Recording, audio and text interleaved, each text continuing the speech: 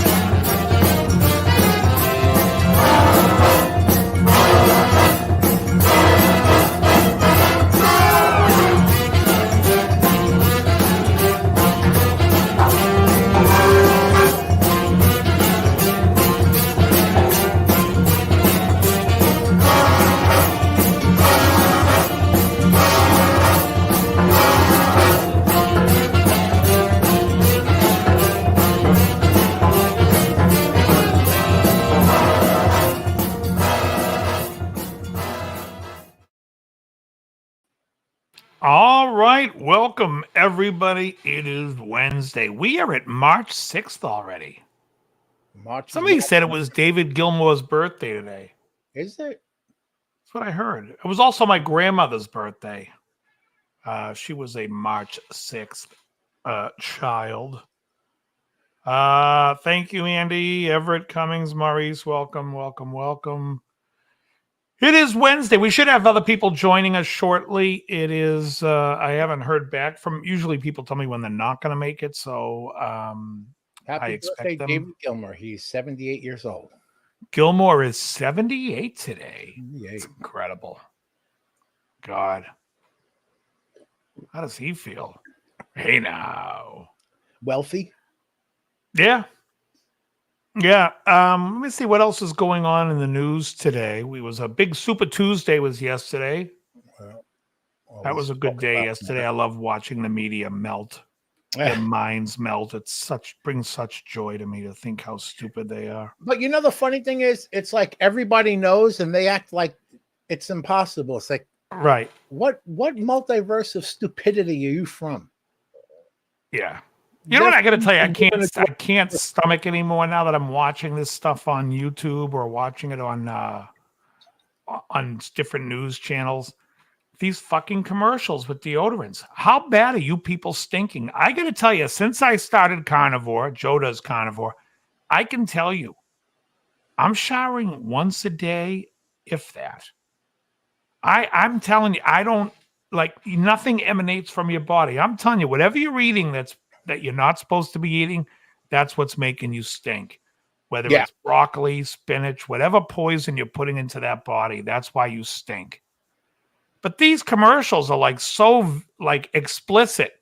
Oh, I used to put it on my armpits, but now I stink all over. Oh, that's great. Great. Get your smelly cunt the hell away from me. The hell are you on my TV for? It's unbelievable. I just can't stand these commercials. I also saw something the other day about Jordan Peterson's daughter, and it was like the Mayo Clinic talking about how carnivore is not the right diet, or whatever. Okay. Let me tell you something. They don't know what the hell they're talking about. In fact, if you look at medicine in general, people always say to me, you think medicine was better before or now? And I'm like, well, it depends. If we're talking about preventative medicine was much better in the turn of the century of the 1900s than it is today. Today, it's all propaganda. As far as the curative medicine, yeah, of course we've gotten better because we're so riddled with sickness. But if you go back and look at like 1905 and see what's the number one killer of people, it's infectious diseases. And then today it's heart disease, type 2 diabetes, obesity, stroke, cancer. Everything it's metabolic. Everything metabolic. There's a clip on Instagram that went around from Dana White from the UFC. And it's like, if I have a broken arm or a broken leg, yeah, I'm going to go to the hospital. They'll set that. He goes, anything else, I won't go near a doctor. Agreed. And the thing is, you go there and you say, I'm feeling X, Y, and Z. And the one thing they never ask you is, what are you eating? What are you putting into your body? Is a biomechanical machine. What are you putting into it? It's nuts. It's absolutely nuts.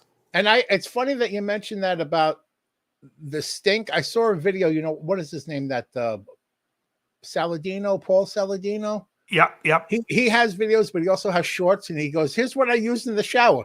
Nothing, just water. And I'm like, everything tells me that's crazy, but let me try it, because what I've learned is everything they're telling us that's normal is crazy. Yeah. So I've been going in there, just water. Fine. Like I said, when I was eating normal stuff, the stink that was coming out of my armpits was like some kind of industrial waste. It was hard. It's like, I would literally think, what the hell is my body burning? But now you're right. It's the fuel that we're giving our body now is burning much cleaner than any other garbage that we had put in there. I have a movie question for you. Okay. I want to steer the topic until someone else gets here. Well, I also watched a few movies this week. Last week. 80s horror movies on Tubi. God bless Tubi with this stupid purple redesign. That's horrible. They went from that cool orange to like purple and yellow. It looks like a Lakers commercial. The funny thing is, even Michael's nurse going, "What's with your Tubi?"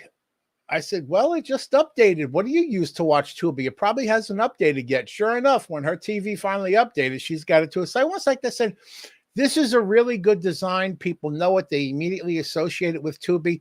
Let's hire a 13-year-old with MS Paint and have a new design created." Oh, exactly. Oof. Terrible. But they have some horrible 80s movies, and I've been watching. I said, you know what? This started almost 2 weeks ago. I said, I've never seen that movie, and it's been like a part of my life, my entire life. Let me watch this finally. You ever watch Frankenhooker? No. It is good? so fucking bad. It's good. But here's the thing. There's movies that are bad, and they know it's bad. Right. And they're in on a joke. You come in on the joke. But then there's movies that are bad that act like they're not bad, and that upsets me. I watched The Stuff. Did you ever see The Stuff? Oh, wait. Maybe. Is that like a Blob type movie? It's like a Blob. This stuff I did is see bubbling out, and everyone's eating it, and it's turning them evil and all that. It took itself too seriously. It should have been like, we're shit, and we're in on the joke. But what started this was, I was scrolling through my Twitter, and every now and then someone's like, "What's your favorite horror movie?" It's like some of those exes just have, it's all they interested in. What's your favorite horror movie? So I'm always obligated to answer it because I love horror. And someone there was a GIF playing, and I was like, "Oh, what's that?" And someone else was like, "What's that?" So I looked the movie up, and it was one of the worst. I think it was called Zombie Massacre or something like that. It was one of the worst movies I've ever seen. You have to watch it. I will link you to it. Yeah. And that led me down a rabbit hole of, I have to watch Frankenhooker. And then after Frankenhooker, I said, okay, that lead actress is in this other movie by the same people who made it. And it was called, Asylum, Doomed Asylum or something like that. The only notable thing about the movie is there's the two hot girls, and the lead girl was a Penthouse playmate or whatever they called them, and the other girl, it must have been the Penthouse Pet. That's right, it was Playboy playmate, Penthouse Pet. The first girl is that girl from Sex and the City, Kirsten. I don't know her whole name. Okay, I don't either. The redhead. But no, not the redhead. The girl with the dark hair. Oh, the one from Seinfeld. The one who plays the toothbrush goes in the toilet. Yes. Yeah. Yes. But she must have been 18. She's in this French cut one-piece blue bathing suit the entire movie. Entire movie. Ooh. She also dates Kenny Banya after Jerry. Holy shit. It was worth it to watch just to see that, but the rest of the movie is a shit show. But they know it's a shit show. Have you seen Thanksgiving? I think you mean the new one, Thanksgiving, or Not Thanksgiving, Thanksgiving. when's that from? Like 19, I think. 2019? No. Is it good? Okay, so it's first of all, they know it's terrible. Good. It is so absurd, you will cry during it. Oh, I love it. I love when something is so absurd. It is so stupid. It's effing brilliant. That's like the other night. You saw the video that I posted on Instagram. I said, these two bastards, referring to Megalon and Guy Gann, beating the shit out of Jet Jaguar. And I'm like, Godzilla is 5 minutes out coming to the ring. And then it's going to be an ass whooping. I'll just give you one. I got to give you one line from Thanksgiving before you see it. The bird, the turkey comes out of the guy's stomach like an alien, and he looks up at the guy and goes, "Gobble gobble, motherfucker." Oh God, that's how bad it is. I just got I wonder if that's this movie here. Oh no, but I see this. I got a subscription to Screambox. Oh yeah. And they have something called Amityville Thanksgiving. Ah. It's from because bad movies, and there's also Amityville Death Toilet. When you call something Amityville Death Toilet, I have to watch it, no matter how bad. Do you watch any gamers on YouTube? YouTube is loaded with game. In fact, the gamers probably have the most subs of anybody. Yeah, and you know what? You had made me watch some, and then I started watching some others and sent videos to you. And it's the one thing YouTube never suggests to me, and I forgot about it. And I meant to ask you, what's that guy again that was doing? John Wolf. I got to look him up. For some reason, I don't think YouTube wants me to watch him because he's never suggested. So there was this. Well, Carl Jobst is the greatest. He's this Australian guy who basically busts people for cheating all the time. And so this girl, and I think her name was Queen Punsalot. Oh, she does a blind run where she wants people to see that she can do this and kill this monster in this video game blindfolded. But she clearly cheats. I mean, it is so absurd when she shows you the blindfold. You're like, I can see through the thing from right here. Then when people called her out, she made a video showing the blindfold, and it was folded over twice and sewn. I'm like, first of all, that blindfold is 2 inches tall now. Before it was 4 inches. So cut the shit. So then she makes another video where it's so obvious where they busted her cheating again. But these people are mental. Like, you got to make a fake video because she wanted this guy Asmongold to view it. And the guy Asmongold's like, yeah, this is, I mean, at first he was fooled. And then when they watched the Carl Jobst video, he was like, oh, this people are, this girl's nuts. Yeah. I mean, it's insane to fake. And then there are people in her chat, like she has her moderators. And I don't want to say her moderators are crazy, but they make Johnny Kramer's moderators look normal. I'm not familiar with Johnny Kramer's moderators. Oh, no, I'm just busting Johnny Kramer's balls. Anyways, these moderators are like, oh, no, I know for a fact she didn't cheat. Oh, you do? Well, I'll tell you what. Let me put a gun to your head, and you tell me if you fucking think she cheated or not. Everyone's a fucking hero because the girl, she kind of has big breasts and she like has the cleavage while she's watching this video game. So you got all these guys who like, she's our queen. We're a bunch of, pimply nerds who never left the house that think they're going to bang her. The incels. What? The incels, I think they call them. It's so bad. And it's like, if you can't figure out that she cheated, then you don't have a critical or thought. I mean, it doesn't surprise me because, like I said, we talk about like what people eat and everything else. And it's like, if you're putting that in like, somebody was saying to me the other day, telling me how great I look. And then they were like, I could never eat like that. I don't think it's right. I'm like, do you own a mirror? Did you buy a mirror at a fun house? I look at yourself and go fix it. As someone who used to say that, and I was actually thinking about that earlier today, I was like, my entire life, was dedicated to pizza and pasta, like a true New York Italian. Of I course. look at that stuff now, like if you were to put a dead rat with cyanide on top of it on a plate and handed it to me, that's the same way I look at it. I don't desire it. I don't crave it. I don't miss it. I actually look back at all the garbage I ate, and I'm pissed that they allowed shit like that in the store in the first place, and they can take that food pyramid that ruined how many lives, and they can shove that up their fucking ass sideways. Yeah. I think what the real issue is, and people don't realize it, because when I tell them the real killer is oil, and they're like, oh, I don't really eat processed foods. Oh, you don't? Okay. You go get French fries, that's cooked in oil. You go get chicken, that's cooked in oil. It never used to be in the early 80s, 70s when we were growing up. It was all cooked in animal fat. Now it's cooked in oil. Not to get back to hop on the same guy, but he actually had a video out today again, the Paul Saladino. He went to McDonald's and got like a bunch of shit off the menu. He goes, oh, you think the pickle's healthy? The pickle has 10 ingredients. Yeah. And, it's fucking mental. Said, he even said he goes back only like 30 something years ago. The fries were cooked in tallow, and then some douchebags came out. You're making this in tallow, and it's called and they switched. So now it's cooked in like 7 or 8 different seed oils, and it's death. And now go take a look at what the level of heart disease and diabetes is compared to what it was in the early 80s. It's mental. It's mental. In fact, I believe everything that they've told us about anything medical, preventative, what causes cancer. I think they're wrong about it all. Oh, yeah. All of it. And they don't, and most of them don't even know they're wrong. No. But, you wouldn't know. And I'm just going to say this. If anyone's interested, you can always email me if you're interested in trying the diet.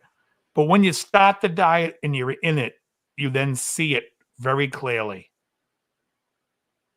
It's like the big fight between Roddy Piper and that other guy in They Live, and when you finally get the sunglasses on, you see it. Remember that? What was the other actor's name? That was called They Live. Keith David. Keith David. There's like the longest fight in movie history to get Keith David to put those fucking glasses on, and once he finally got them on. Yeah. Okay. So Johnny makes a comment, and I just want to make another comment because this is exactly what I can't understand with people. Olive oil is not a seed oil. It is not a processed oil. It is oil that comes out of an olive. It is, what's it, cold pressed? Pressed, yeah. It is cold pressed, usually if it's good. Now, avocado oil, the same thing. Safflower oil, corn oil, canola oil, that's all from the seeds. That's all poison. Rapeseed oil.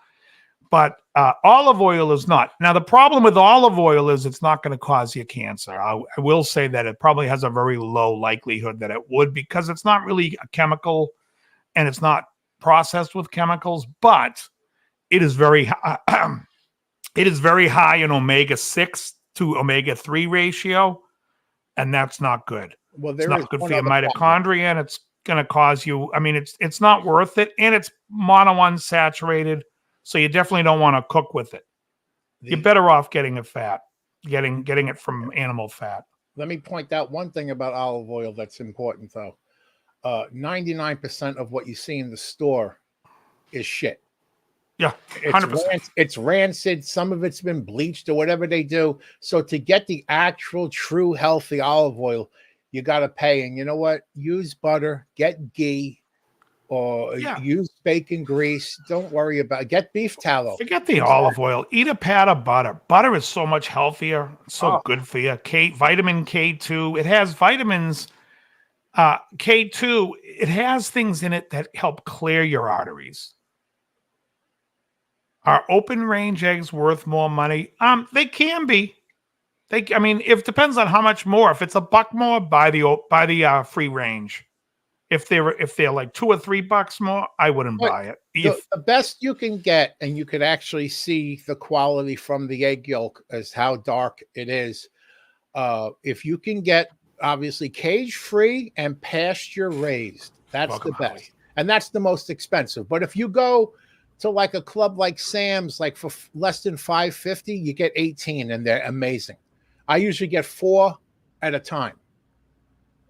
Yeah, 18 eggs for $5, right? Yeah, about $5.50. Yeah, Oh, $5.38. yeah. Well, at Costco, it's $4.99. But yeah, same thing. Yeah.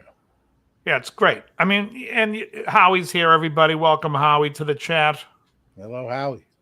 Howie's got a guitar on his floor. Just want to point that out. Ooh, I didn't what do see you got? that. Make him full screen. Full screen. Hold on, we want to see the guitar. I've seen this strap before, maybe a Oh. few.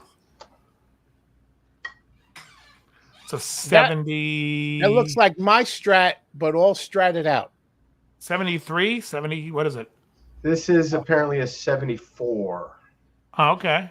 This belonged to a good friend of mine, Brian Young, who used to play for David Lee Roth's band. Absolutely. And I bought it from Brian. Oh God! Like when I first met Brian, I went over to his house to check out my guitars, and I got to play this guitar. And I was like, dude, I gotta have it. And a few years later, he went through like a, what do you call it? Like a period of trying to be a minimalist, and he got rid of everything, and he moved out of LA and moved out of state. And I wound up getting this, and he's tried to buy it back, and I said, sorry, man, I'm prepared to end the friendship and keep the guitar. Right. Scalloped? Or It is. He scalloped it himself, and I don't prefer that. But it's really low, like it's not super deep, and right. The frets don't even exist anymore. But I'll never have to have it refretted. Yeah, Brian played with the Atomic Punks for a little bit, and then Correct. Lee Roth took him out of that. Yeah, and I think he played with Lee Roth on the Sam and Dave tour. He did. Yeah, I saw that tour. I went. So did I. Saw them in. What's that? We're at the Universal Amphitheater. No, we were doing some running around, so we were out in Arizona. We saw him in Glendale. Ray got us passes and everything. Yeah, Brian got me passes here. It was an interesting tour. Yeah. Oh, yeah. Well, I mean, Sammy was great. I think Dave was okay. But the band was good, but Dave was just, in my opinion, okay. Unsalted butter, Kenny says. Kenny, I like the salted. In fact, so yesterday, my plan yesterday was to skip the meal and not eat all day. And I got to say, by the time it was time to eat, I wasn't hungry at all. But around 9 o'clock, I'm like, you know what? I'm going to make 3 eggs. So I had 3 eggs at 9 o'clock with tons of salt, and that was it. Dave, why do you people look at the CSCD? Yeah, I don't know why. They don't know how good it is. A stick of butter is awesome. I had half a stick with a steak today. Krellbauer, what's happening? Nothing much. Computer problems again. All right. Oh, is that why you were late, or you were just? Yes. I texted you. I'm not sure if you got that. No, hold on. I got it now. Yeah, I had to clear out my cookies and stuff. You got oh, there's the dog. Okay, works. I'm just reading back. Okay, good. Yeah, so anyway, so that's that. How long have you had that guitar, Howie? Because I think I've seen you with that before. And also you got a blue one, right? Yeah, I have. I don't sell guitars ever, so anything you've ever seen me with, I still have. Yeah. I don't remember what year I got this from him. Early 2000s, maybe? Can't remember the exact year. It's a good question. Oh, shit. Huh. Don't remember. But did you have another light one like that, a yellow one? Yeah, I have. Yeah, because I was going to say, doesn't look as familiar as I remember another yellow.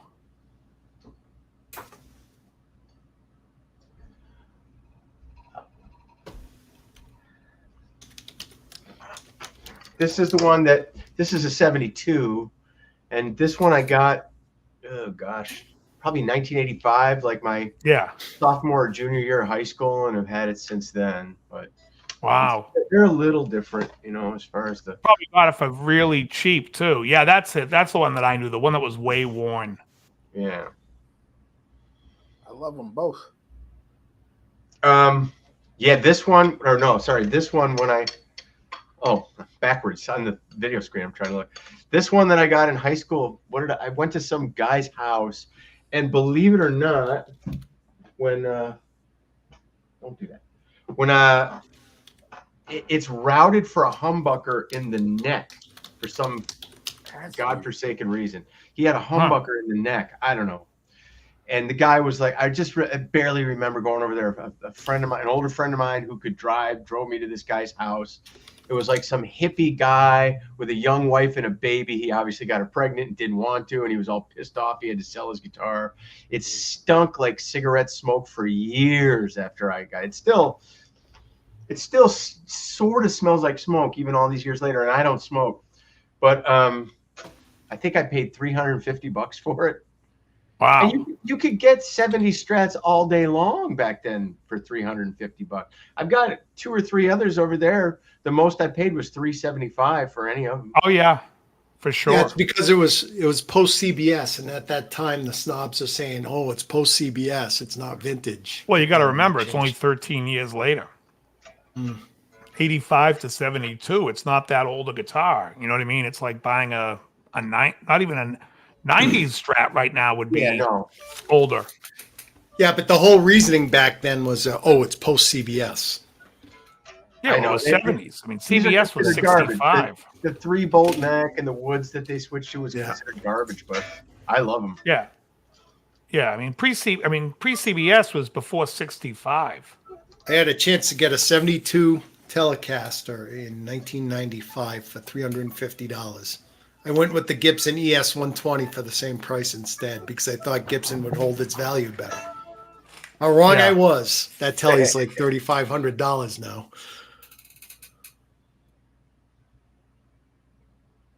Do you guys know the year the Fender went to the big headstock? Ooh. 68? Anyone else with a guess? I want 69. 68. I think it was 69.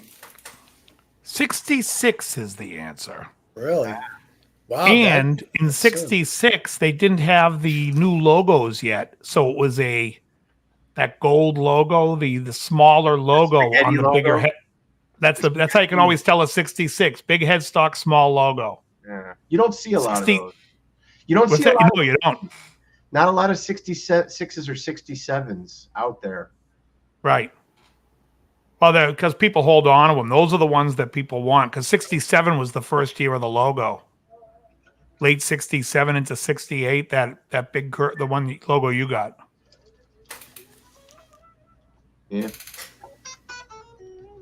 Yeah, and that one had the Bullet, which I think the Bullet came out in 71. Yeah. Yeah.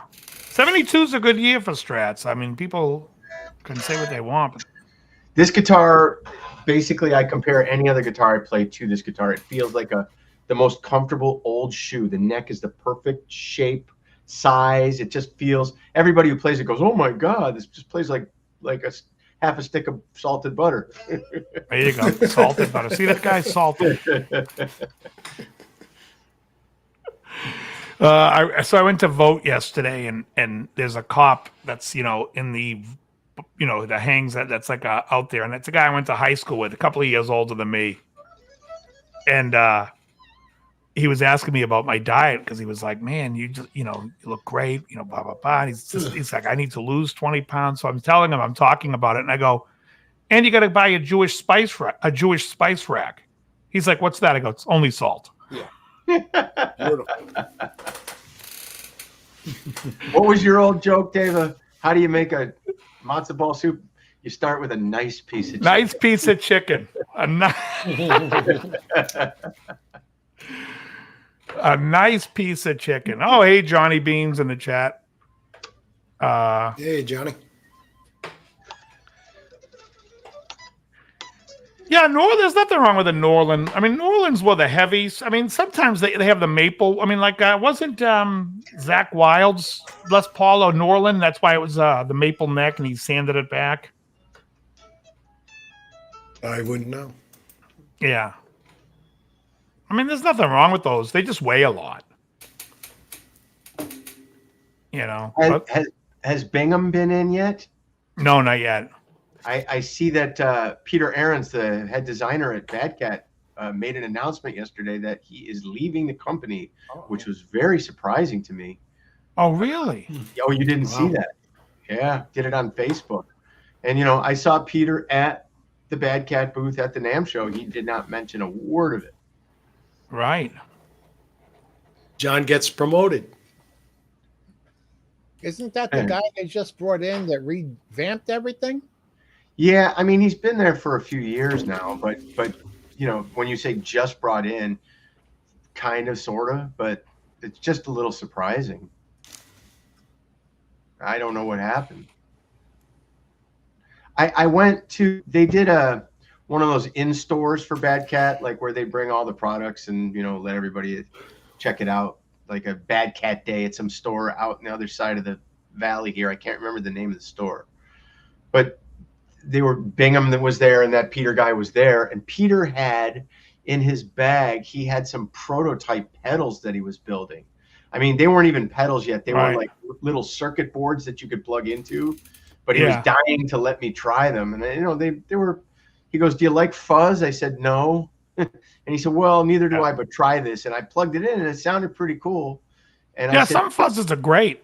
Yeah, if it's a different kind of fuzz, like the old tone benders are good. Yeah, Gilligan, 1984-85 is when Norlin ended. Whenever Henry Jeskowitz and Dave Berryman bought the company. So I asked, I go, "Are you going to brand these under the Bad Cat name?" And he said, "Well, yeah, probably, or maybe." Like, you know, I don't know if he's taking those and that's going to be his new thing. I really don't know. It's a little disappointing. Johnny, who's your friend at Bad Cat? Johnny Bean says he has a friend over at Bad Cat. And someone asked my favorite acoustic. You would have to name a brand, and I would tell you what my favorite one by that brand is. I mean, I like the Martin HD28V. I like the Collings D2H. Santa Cruz makes gorgeous guitars. Dana Bourgeois makes great. I mean, so many guitars. I think the Gibson 1964 Country and Western, the Sheryl Crow model, is one of their best. Gibson moved to Nashville in 1975, Ricky. Well, wasn't it 76? 75. Well, maybe they might have, because they say, you know, some of the 75s are still from. Because they were still making stuff while they were moving the factory. Yeah. That's why I bought my Les Paul as a 74. I made sure I wanted something that was built in Kalamazoo and not in Nashville. Well, I believe also, didn't the ABR, they stopped using the ABR 2 or something and went to the Nashville Tunematic in 75 after? Remember the harmonica bridge? On those SGs, they had the harmonica bridge. It was Shallow was making them for a while for Gibson because Gibson was revamping their to make the Nashville.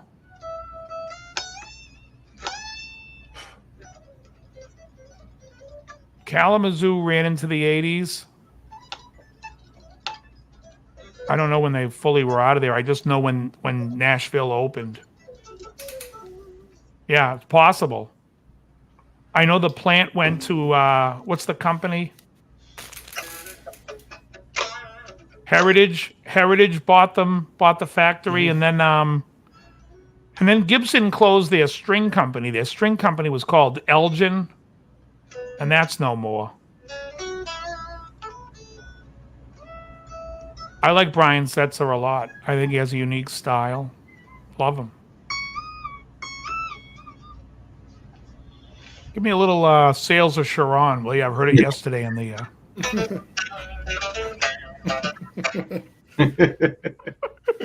you know what else is a funny song by them is... it's on all the time in my headphones. Today I heard Fly to the Rainbow, which is... highlight. Oh no, that's Sales of Sharon. What's Fly to the Rainbow? Speedy's Coming.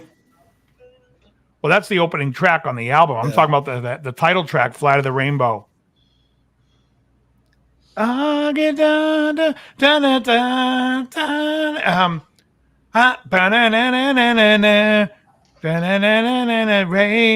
in the sky. I can name that tune in 10 notes. That's Fly to the Rainbow. And then, what was the other song they hey, I got to be free. I'm not your stepping stone. Oh God, that's on like, and I start laughing because I'm like, man, I put like every Scorpions album in this huge fucking playlist for the gym, and they only play the same 3 Scorpions tunes over and over. I mean, I haven't even heard the Zoo, and I love the Zoo. I can do without ever hearing the Zoo again. I can't stand it. Oh, really? It's just one of those like classic from my childhood. Classically, just atrocious, boring. See, I could do without hearing Hurricane again. Yeah, well, I never liked Rock You Like a Hurricane. No, that either. But I like Coming Home a lot, though. Yeah, Coming Home's excellent. What's the best Scorpions album with Uli? For me? Yeah. But not including the live record, right? Like studio record? Studio record, yeah. You know, I like some of the songs a lot on Taken by Force, but overall, I think Virgin Killer to me is the album I can listen to the whole way, all the way through. I can honestly with me, you could flip a coin. Well, the 2 that Uli sings on there are painful, but the rest of the record is great. I would say 3 albums. You can throw in Trance in there, and any one of them I would take on any given day over the other. Like sometimes Taken by Force does it for me. Sometimes I'd rather listen to in Trance.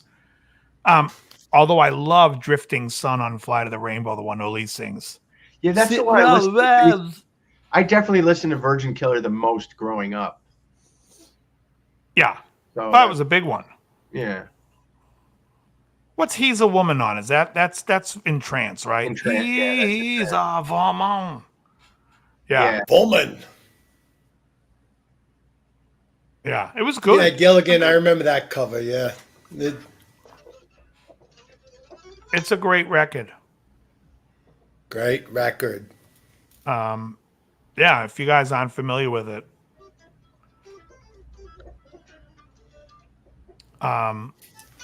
Virgin Killer is the shit. Yeah, it's great stuff. I mean, those are great records. You don't really hear too many people talking about those albums. Or people don't even know it because, like, you ask somebody if you ever listen to the early Scorpions, they're like, oh, No One Like You? Yeah. No. Well, Americans, yeah. The band didn't catch on here till later on. Right.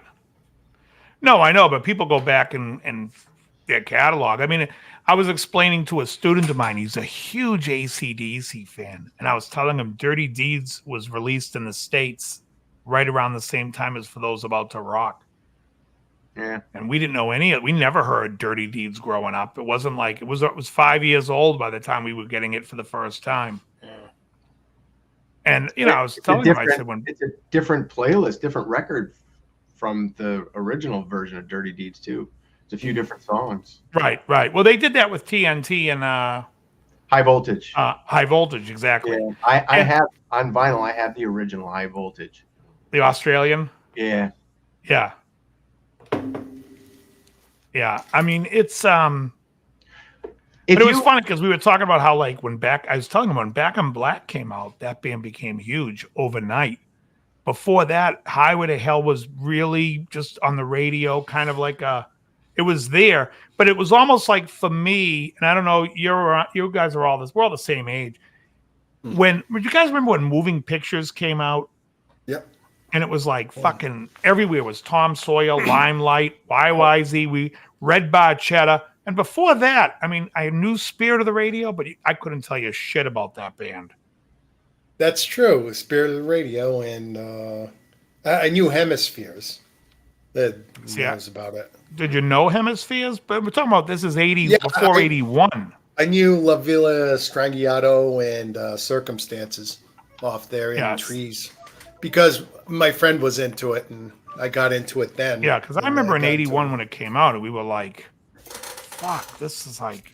I thought Moving Pictures was awesome when it came out. Oh, Joe, you have a list tonight of the best metal albums of the 80s. By the way, Dave, before he does that, I just want to ask. I think I've finally realized, and it's not on my favorite record, but I'm going to ask everybody here, pick one. No, not also this or also that. Everybody just pick one.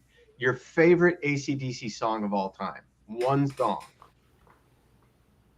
Because I've always sort of knew that I like the song, and I've been listening to it over and over again, and I don't think there's a better AC/DC song than my favorite. Shoot the Thrill was always my favorite.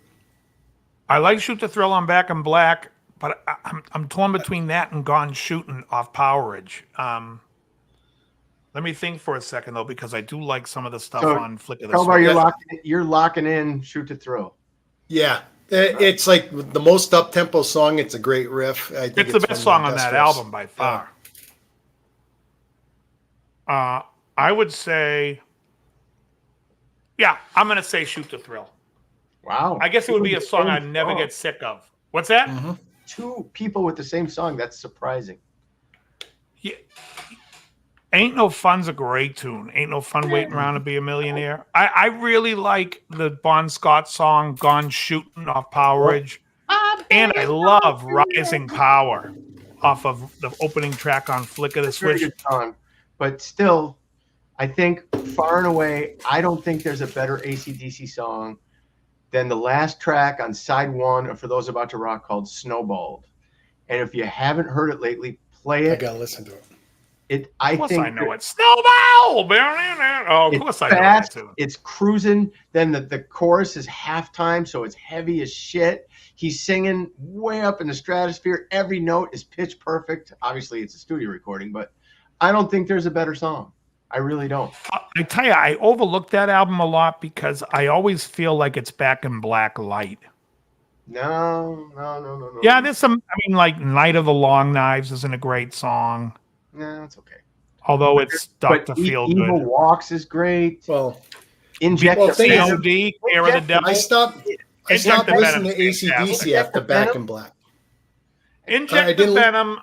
What's the opening track called? Let's Get It Up. Put the Finger on You. The whole first side is amazing. Yeah, side one is good. Side two is where we start to lose our cookies here, though. Yeah, but ending with Snowball, please play it again and try to tell me there's a better song. It's so good. The solo's killer.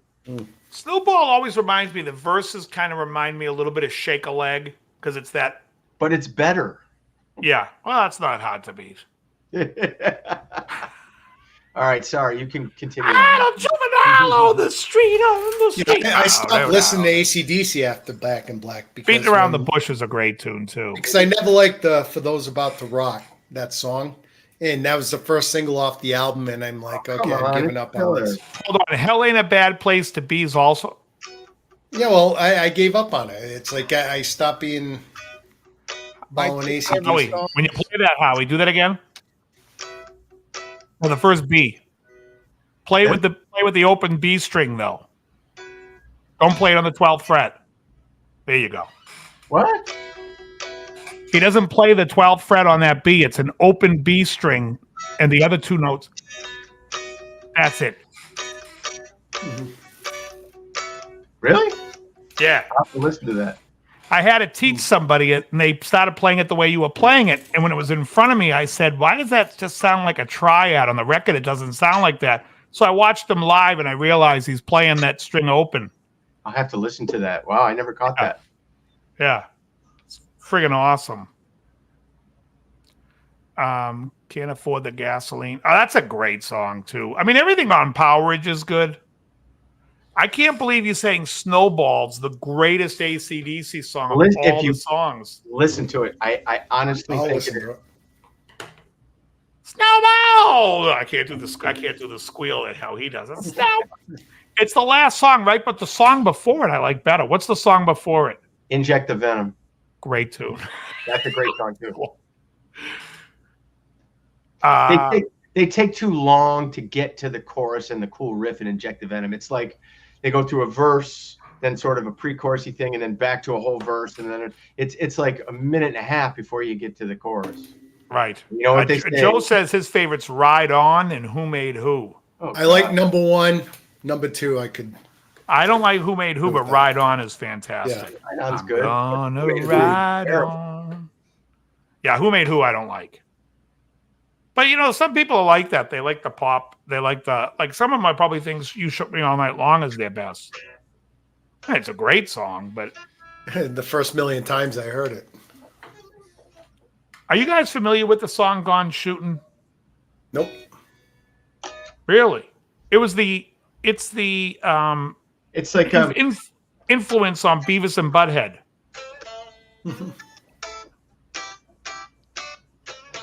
Yeah. Something like that. Yeah. Feel the pressure rise. I love that riff. It's fantastic.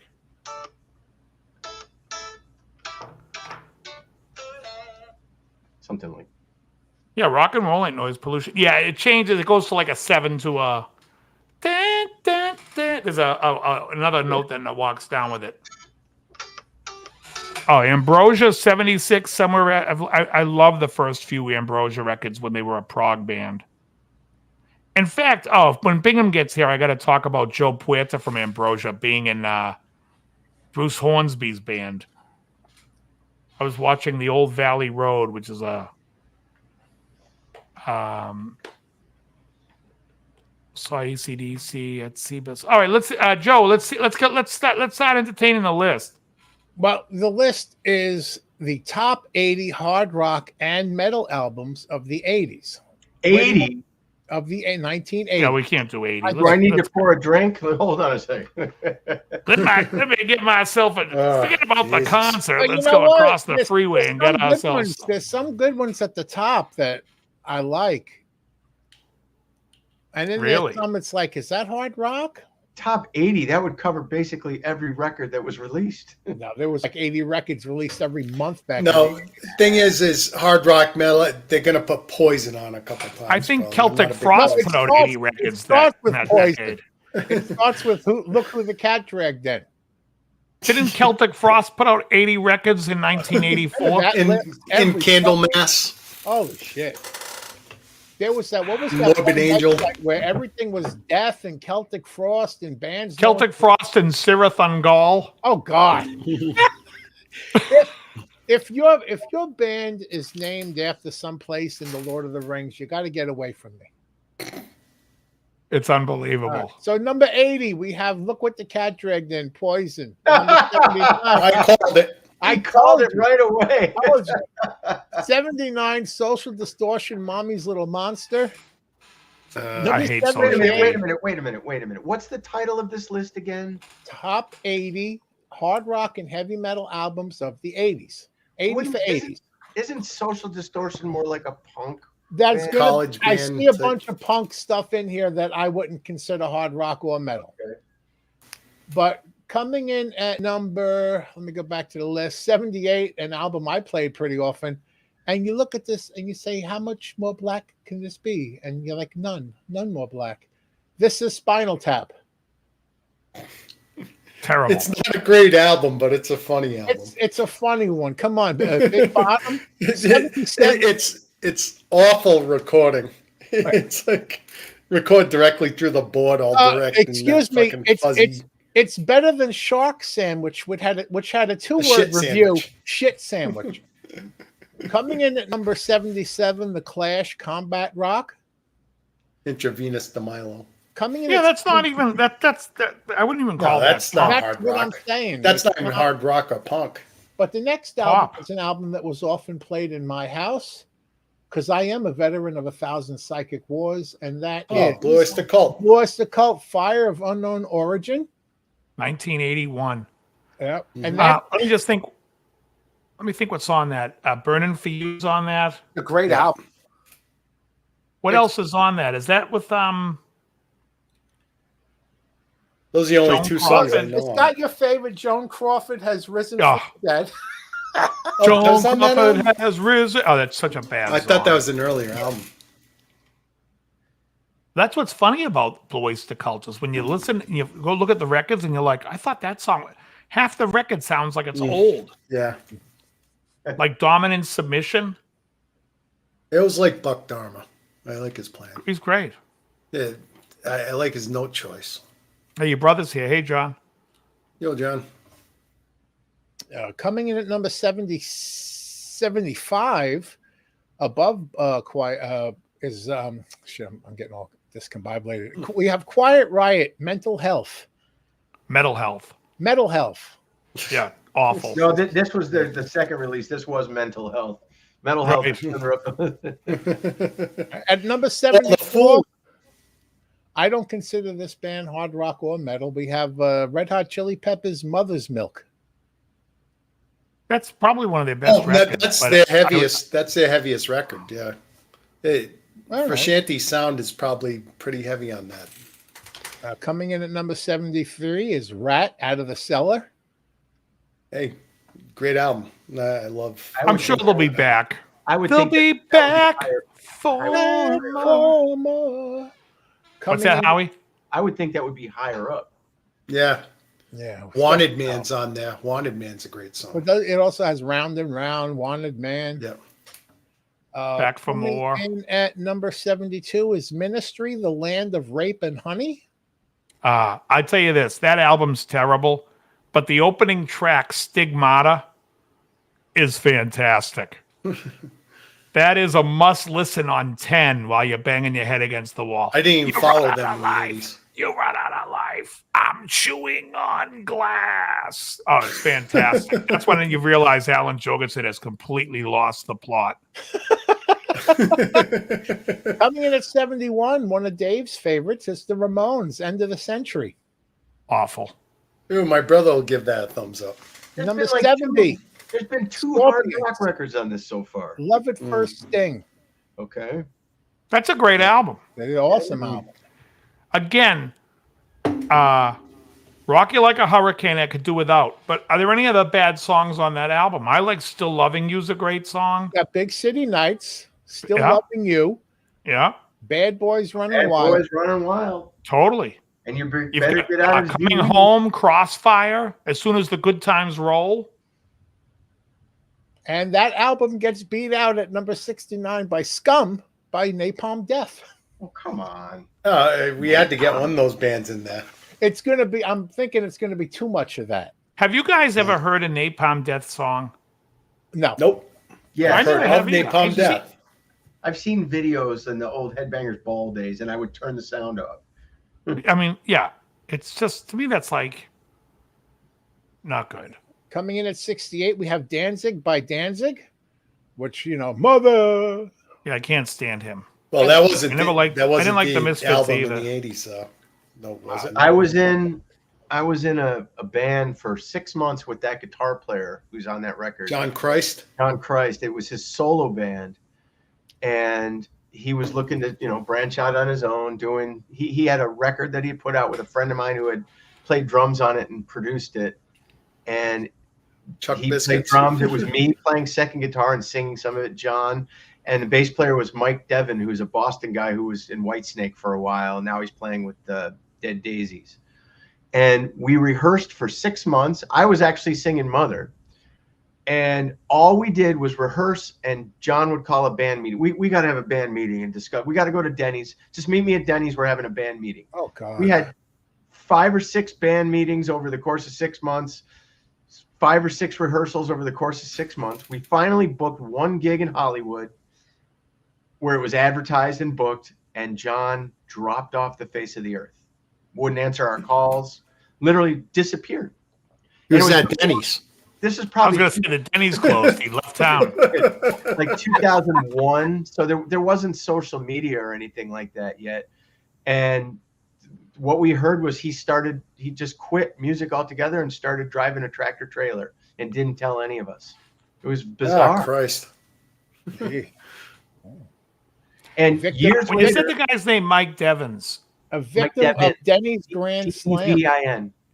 So years later, John Christ added me on Facebook, and I clicked accept, and he never sent, "Hey, how's it going?" Or he friend requested me, and then it just sits there as my friend request, or as my Facebook friend. But we've never spoken, never seen each other, nothing. Weird. Going to send you a message out of the blue one day, just going to say Denny's with a question mark.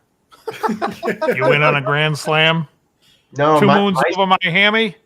That's because that's why he became a truck driver. There's a lot of truck stops with Denny's. There was no MySpace yet. Maybe Friendster was around, but MySpace didn't exist when, like 2000, 2001, there was no MySpace yet. Nah. At least if it existed, maybe, but it wasn't. There wasn't the mass popularity like it had. We Two didn't moons over my hammy with your name on it. Let's go. Ooh, wait a second. I know I was on MySpace in 2001. I might have started around then. Yeah. Yeah. The only thing I think of when I hear the name Mike Devon, I instantly think of the song Devil Child by Judas Priest. Yeah. Eat Mike Devon, eat my... You know, he says, eat my diamonds. The lyrics don't make doesn't any make sense, yeah. Yeah, I'm like, what? By the way, guys, have you seen the video for Don't Go by Judas Priest? It's from 1981 from the Point of Entry record. No, I haven't seen it. I don't, You can't watch that video. I mean, how did we as kids watch that video and not walk away going, Halford's gay? He's got a mustache. He's wearing the leather, the German leather gear. I think I saw Al Pacino in the video giving him a head. You saw Cruising. You saw Heavy Metal. Want to play with me? Come play with me. You saw Heavy Metal Parking Lot, didn't you? Oh yeah, of course. Where the girl's like, "Oh my God, he's so hot! I just want to jump his phone." I've seen that. Yeah. No. He's awfully fond of Howie Long. It's gonna cost you your boyfriend's rectum for that.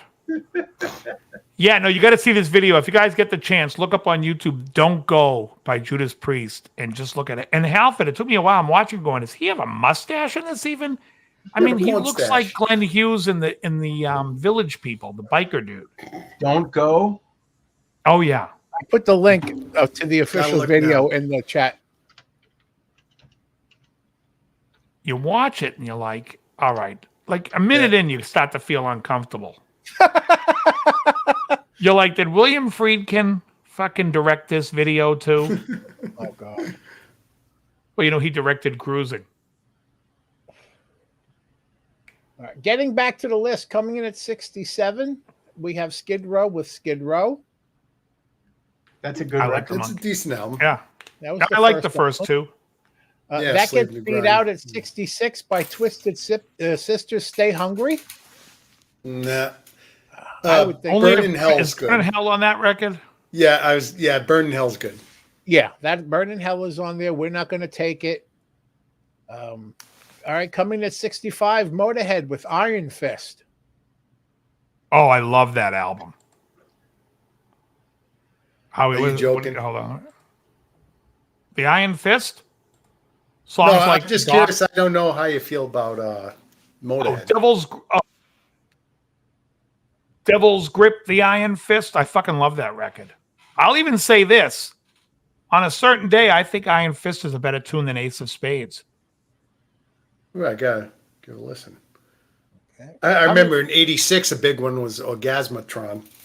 Yeah, I love that later. album. Oh, I fucking love that album. Beginning to end, I love that album. Coming in at 64, here they are, Death with Leprosy. Yeah. Oh, yeah. Can't Well, have Leprosy a metal with list Death. without leprosy. 63, Metallica and Justice for All.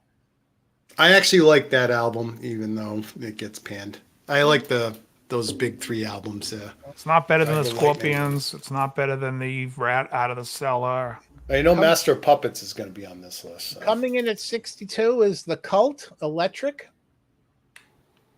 I like the Cult. Yeah, Let me Electric go- is all right. I wouldn't Go ahead. make my list. Would it make my list? 61, Bon Jovi with Slippery When Wet. Oh, that's so hard rock. All I right. can't- Coming in at number 60 is one of the greatest albums of all time. And I wish I had the clip. Fuck you, Dave. If you disagree, I would play it. Fuck And that you, is Dave. Deep Purple, Perfect Strangers. Good songs on You there. guys, Fucking love that you album. guys love that record. I bet you Howie likes it. Howie, Very there we much. go. Okay, coming in at 59, You Scorpions. guys ever see the Blackout. movie Shaun of the Dead? Yes, Yes. of course. Do you remember when he's throwing records and he goes, "Well, don't throw that's Prince," and then he goes, "Oh, that's the Bat Dance album. Throw it." I'd be throwing the Deep Purple. Hey. All right. I'd be throwing that Perfect Strangers album at the Zombies. So 59, we got Scorpions, Blackout. Great album. Good record. Fantastic. That's the best one with Matthias. About you. Coming in at 58, a gentleman who has to put a J in his name to distinguish himself. Is it Rising Force? Rising Force. No parole for rock and roll. Better do better than that. How the fuck does this get a 57? Dave, I'll wager you right now that record's not on this list. What? I think it has to be. I bet What you album? it is. I'm with Howie. I think it's a hipster doofus list. I think it's better than Not gonna Marching have it Out. Better than Rising Force. All right. Coming in at 57 is Slayer, South of Heaven. Not a fan. No, neither am I. Coming in at number 56, one of my favorite albums is Iron Maiden, Killers. So, Joe, I meant to send you a video. It was about Iron Maiden talking about the first album. Oh, send it to me.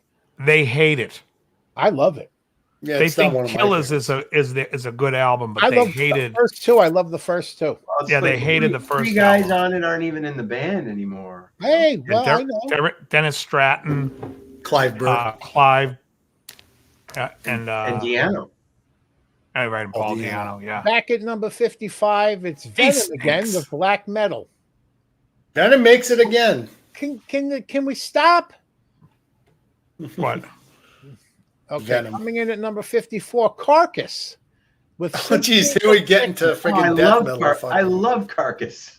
Right. Yeah. Why did So do buzzards. that shit? Wait, ahead of they have all- that. What's their hit? Screaming in the Night, right?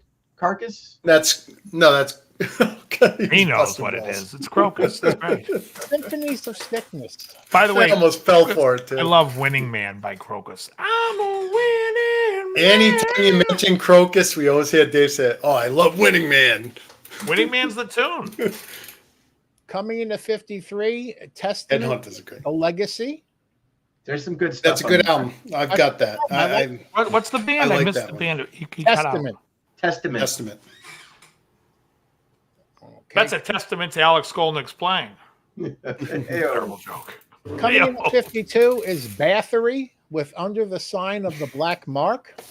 There we You go. can't even read their name on the record cover. You can't even tell what it says. Yeah. Coming in at 51, Motley Crue, Shout at the Devil. Okay. Yeah, I like the first album listen- the best. Listen I to like that the first more album. than I've listened to. I've never heard Bathory or fucking Venom and all that shit. I don't care about that shit. At least that early Crue stuff was all right. Oh, coming in at number 50, should be much higher.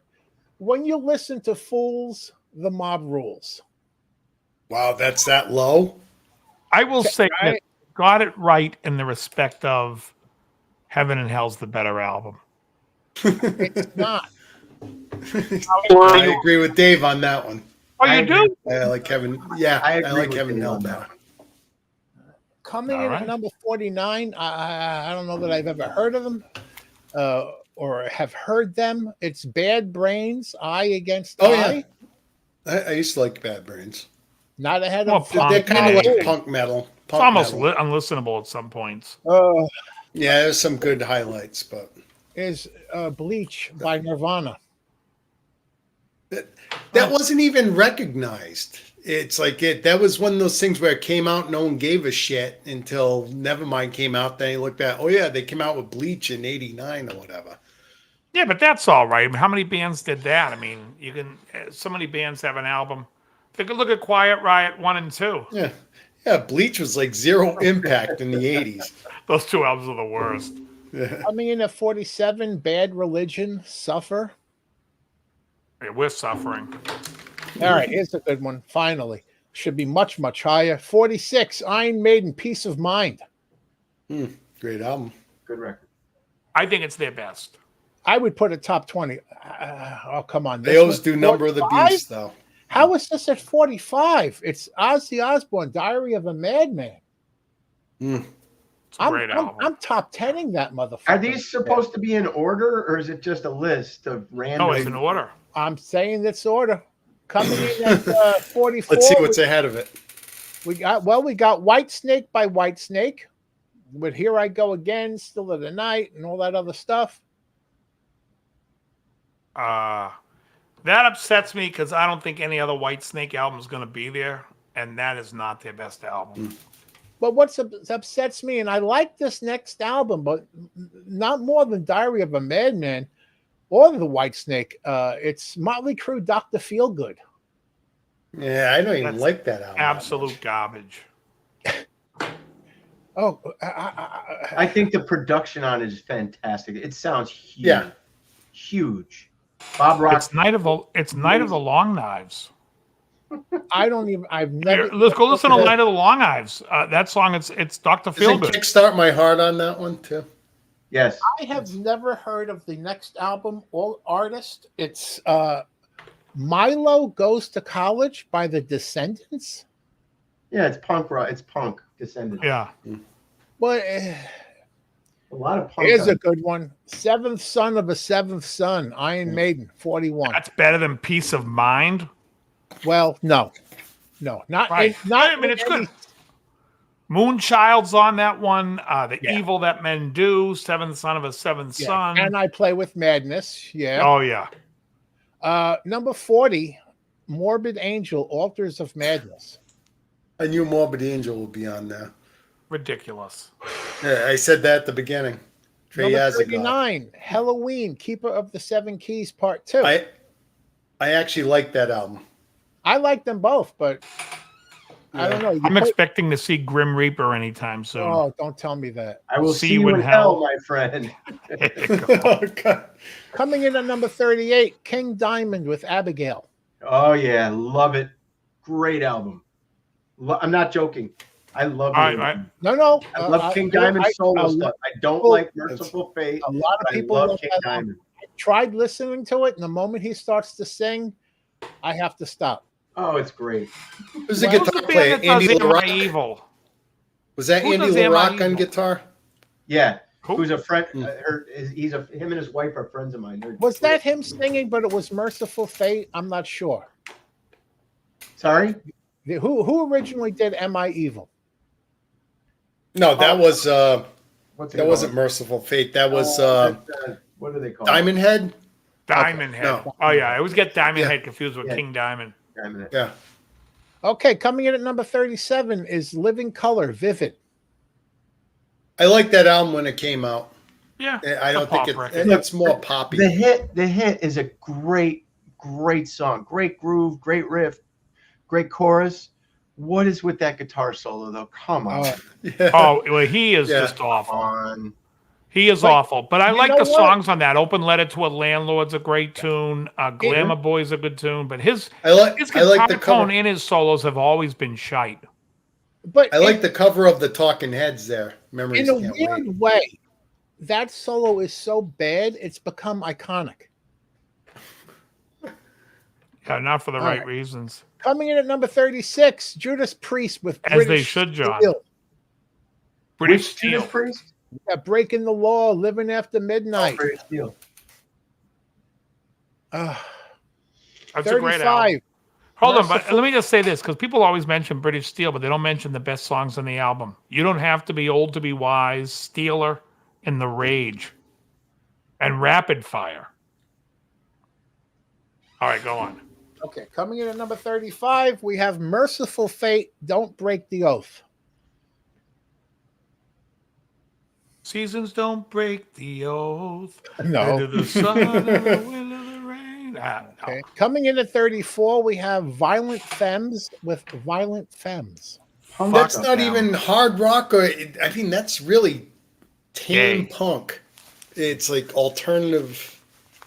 I think they call that music, that category of music, gay.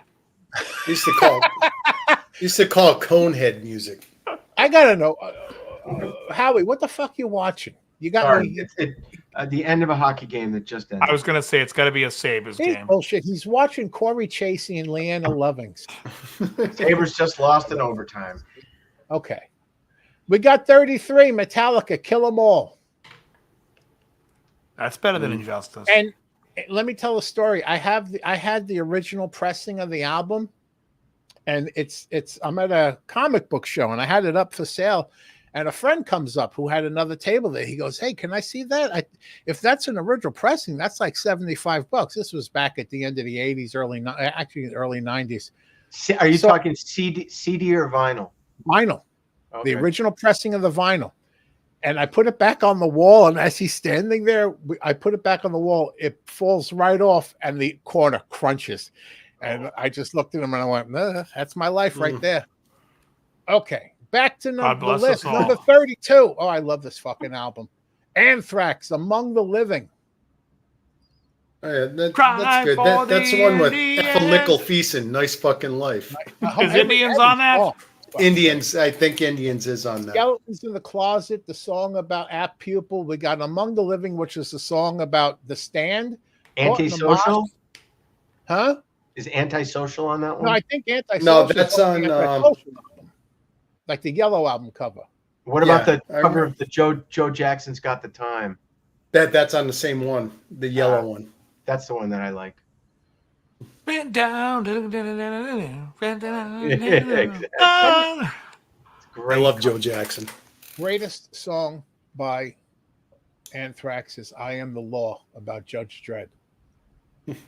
Okay. See, actually, I like their cover of Love Her All I Can by Kiss. I love their cover of London by the Smiths.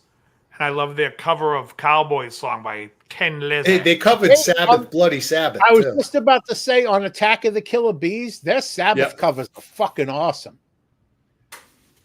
Okay, coming in at number 31 is Sepultura, Beneath the Remains.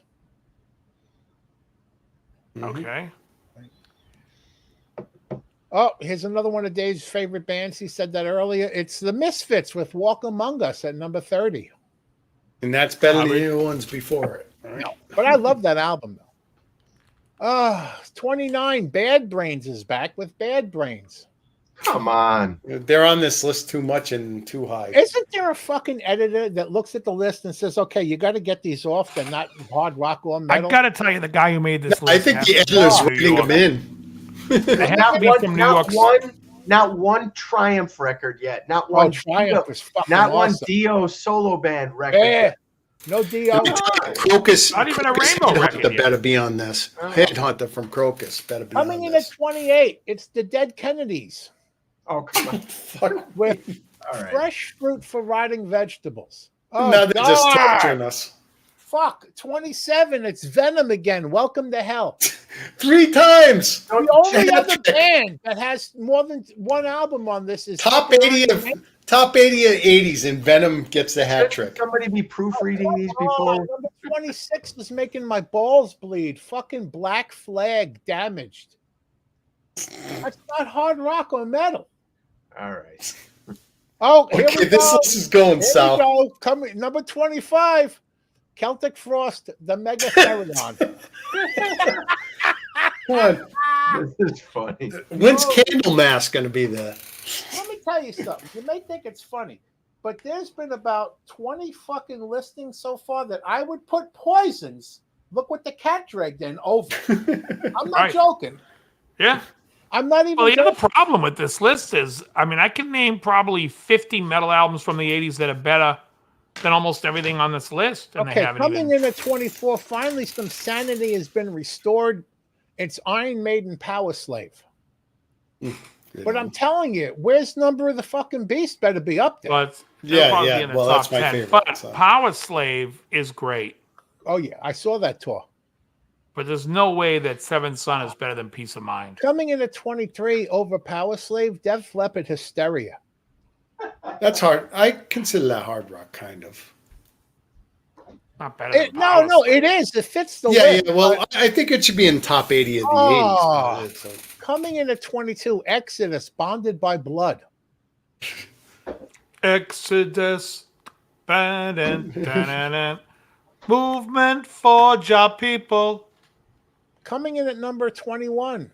An Bob album Marley. from Bob Marley. 1984, named 1984. It is Van Halen's 1984. Wow. Out of all the Van Halen albums, yeah, it's like second to worst one with the Lee Roth in the 80s. coming in at 20, Yeah, Judas should be Priest, fair warning. Defenders of the Faith. But shouldn't Better than British Steel. But shouldn't screaming? How's that better than British Steel? Screaming Vengeance better be on this. That's what I'm saying. Shouldn't if that's there, screaming has to be there. Yeah, what's on this record? It's Free Will Burning, The you got Sentinel. Free Will Burning, Love Bites, Jawbreaker, Eat Me Alive, The Sentinel, Rock Hard, Ride Free. No question about him being gay here. Eat Me Alive, Rock Hard, Ride Free. Ride Hard, Rock Free. There's not been one fucking album by heavy metal's Ethel Merman. And they no Queensryche, yeah. But at number 19, we have Minor Threat, Out of Step. Another punk. Wow. You know who the punk is? Whoever made this fucking list is a punk. Oh, yeah. You want it in the because they're picking out punk rockers. What happened? Phone. Oh, okay. Go ahead.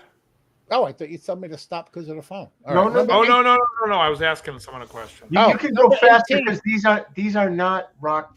This is worthless. Well, we got something good coming up. Number 18, it's Rush, Moving Pictures.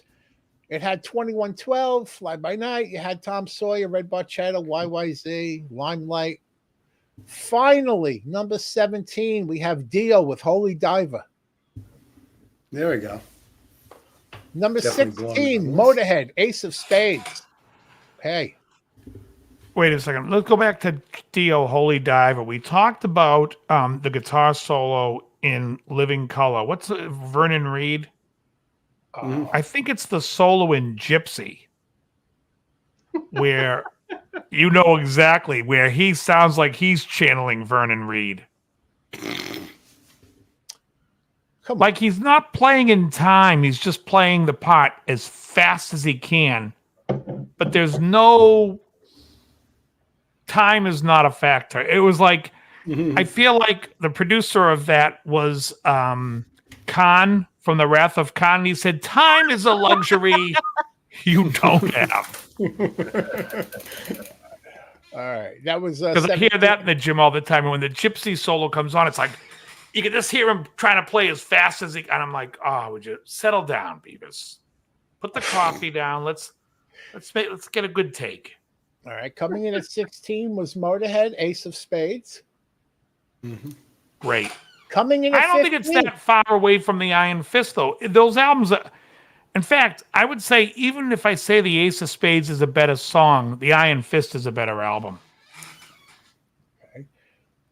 Coming in at 15, here he is, Ethel Merman's heavy metal's Ethel Merman with Operation Mindcrime, Queensryche. He's gonna say reach for water. That's a great. I don't care. That's a great fucking record. Thank you, Howard. If I had $1 for every time I listen No more to that album, nightmares. I've seen them all. How about I feel like I was hit by a 10-ton thing. Heavy thing. That's it. Empire. I have a confession. I like Empire as an album much better. Every fucking year on February 14th, Valentine's Day, I am that asshole who posts the video to I Don't Believe in Love. I'm that. I like that song. I don't believe. Let me ask you guys, what's a better record? Operation Mindcrime or Rage for Order?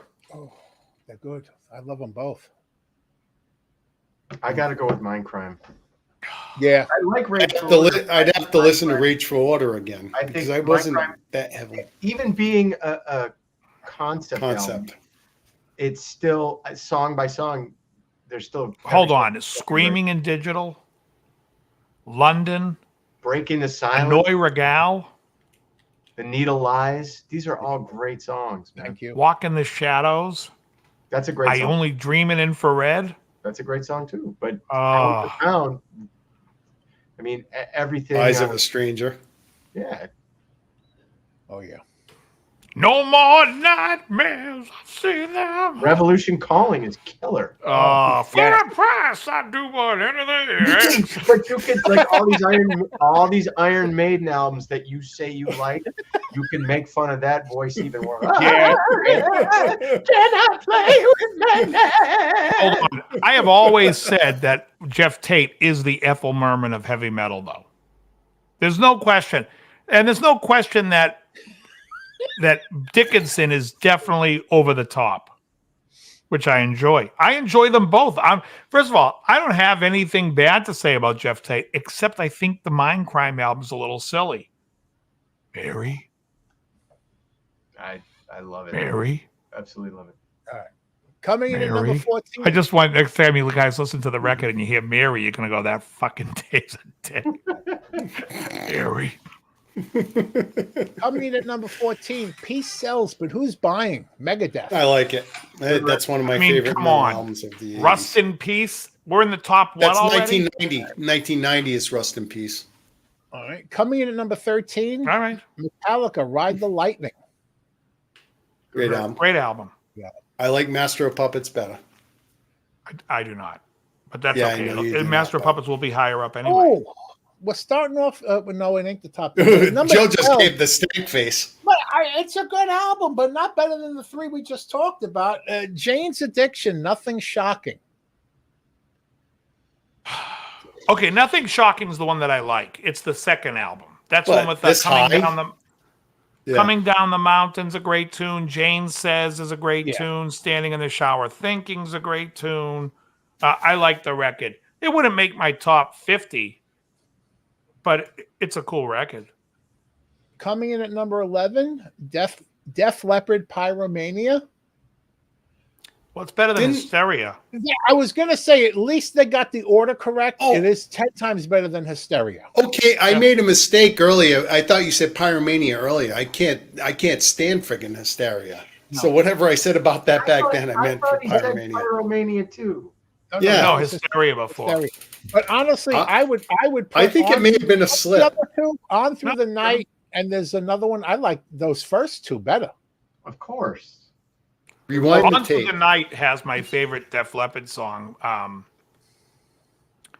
It don't matter. I love It Don't Matter.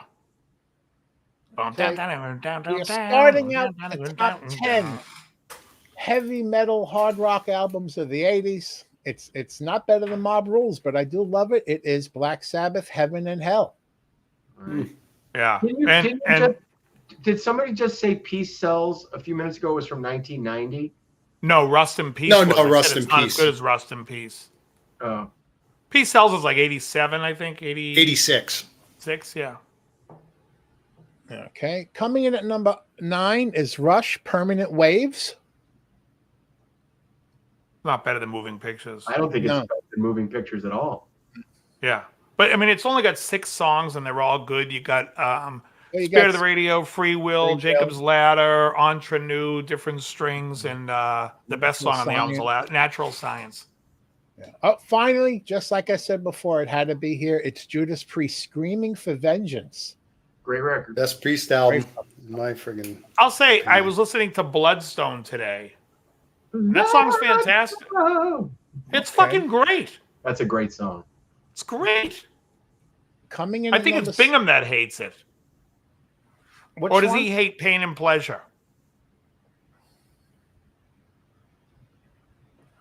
Bingham hates one of those songs on that album. I like Bloodstone a lot. Coming in at number 7, now you can debate, and I think we have before, which is the better, but it's the first Ozzy solo album, Blizzard of Oz. I think Diary's better. I think, yeah. I think Blizzard's got the more. Did you see the Ozzy thing I sent you yesterday, Joe? With the singing the. Have you guys seen this clip on SNL? They're like, Ozzy, we're going to what's Baja Fresh. Do you want anything from Baja Fresh? Well, what do you want for and lunch? Ozzy's like, oh, and they're like, you can make out what he's saying. Hey, Ozzy, can you sing it for us? And so he starts sitting there and he's like, I want a chicken fajita with a no. And then he starts going. And so then they're like, Ozzy, you want anything to drink? And he goes, Diet Coke! Ah, ha, ha, ha. Ice. I ain't sharing. Are you guys on Instagram? Do you guys use Instagram? No. If you're on I'll send it to you on Instagram. It's fucking hilarious. I sent it to Joe yesterday. I saw it. I was like, because he always sends me like goofy music stuff, and I'm like, this one's funny. You know, I saw something yesterday. Like, I don't know if it was like TMZ footage. It seemed like TMZ footage of him recently and how bad he's deteriorated. It's really sad to see. Yeah, oh yeah. Like really, Well, really does he bad. have Parkinson's? What does he Yeah, have? but it's really bad. He just the look on his face is that confused Parkinson's. Right. Yeah, dead stare. Yeah. So sad. Okay, so we had Blizzard of Oz at 7. Coming in at number 6 is 9 Inch Nails' Pretty Hate Machine. That high. That's 89, right? Or 88? What year 89. was that? I think it's 89. Okay, so let me just say that's a great fucking album. Yeah, that high. I just don't think it makes my top 50. Head Like a Hole's on this record, right? And you know what? There was some outtakes that was some B-sides that he did Get Down, Make Love, covered by Queen, which was great. That's the only 9 Inch Nails album I like. Coming in at number 5. Uh-oh. It's Slayer, Rain and Blood. 1986. So this is a thrash and punk list with a sprinkling of hard rock. Right. Coming in at number 4, thank you, Iron Maiden, Number of the Beast. Yep. Hold on, let me just lower my volume. All right. Coming in at number 3, Wait, number 4 was Number of the Beast? Number of the Beast, Iron Maiden. You want to guess the album? If I say the group, you want to guess what the album is for the next ones? Or Sure. no? Yeah. I mean, it's got to be simple. The next, number 3, it's an ACDC album. At number 3, Yeah, I got to go with Back in Black. Back in Black. Okay. Well, number 2, obvious. It's Metallica, so the album is going to be the only one they Master of put on there Puppets. is Master of Puppets. No, you said Ride the Blackout? Lightning Array got called. Oh, come on! I love this What's album, but it's not the number 1 hard rock or heavy metal album of the '80s. It's an album by Guns N' Roses. Oh God. Well, the first The only one. one they have. The first one, yeah. There was So was no there was Crocus Headhunter. no Headhunter's a great fucking album. Okay. As an aside, yeah, no Crocus, no the first Fastway records, not Where's Thunder but 7? no Van Halen, no. Oh, no, we have Trial. no. There was Van Halen. It 1984 was was, in it there. was Oh, was it on 1984, not Women and Children First and Fair Warning, like there I should have didn't been. get it in. Yeah. Okay, also, there wasn't any, and I'm not a big, you guys know what I feel of George Lynch, but honestly, Doc and Oh, Tooth yeah. and Nail, Tooth Doc- and Nail should be Tooth and on. Nail's great album. I like Back to Um, the Attack the best, to be honest with you, with Kiss of Death and Yeah, I love Kiss of Death. You and That's Tony how Fuente. What? He's got a George Lynch channel. Who is there a name on this list? Like who wrote this list? Is there a name at the top of the article? Yeah, so we can send them threatening Yeah, let's letters. have him on the show. First of all, Howie, I want to see that you know, too. you know what else is in there? I could tell you a few of Howie's in there. Kick-Axe Vices isn't Yep. in this. And for me, well, that wouldn't be very heavy metal. I was going to say Nobody Honeymoon put their Suite name second to the record. list, but it's from November 20, Corridors of Power. 2022. Oh, it's by the Loudwire staff. The whole fucking staff needs to be fired. Loudwire did that? Loudwire Wow. staff. That's bad. Because, I mean, you didn't even have, I mean, first of all, you could have had even Bark at the Moon in there. That would have been acceptable. But they didn't really have much of anything. I mean, you didn't have any, I mean, Allied Forces, what year is that? 81, 82? That's a fantastic record. Well, here's the thing. I'm not a huge fan of 5150, but I mean that belonged on this list before a lot of people Of there. course. And I liked Eat 'em and Smile. I like better than 5150. That Yeah. should have been on there. Of course it should have. Gary Moore, Corridors or Victim, Corridors- those could have been in there. Corridors of Power. I just said that. No, Corridors 2 or minutes ago. Victim of the Future. Oh, I thought you said Corridors of Rhythm. No. Corridors or Victim. Either one of those albums, you could throw them up. They both should be in the list. And then what was the other one there I was thinking about was, well, first of all, the Alcatraz album should be there. Live No set. parole. Yeah. No And then parole. you have, God, there's like so much stuff. Well, there's a fuckload of Rainbow albums. And you know something?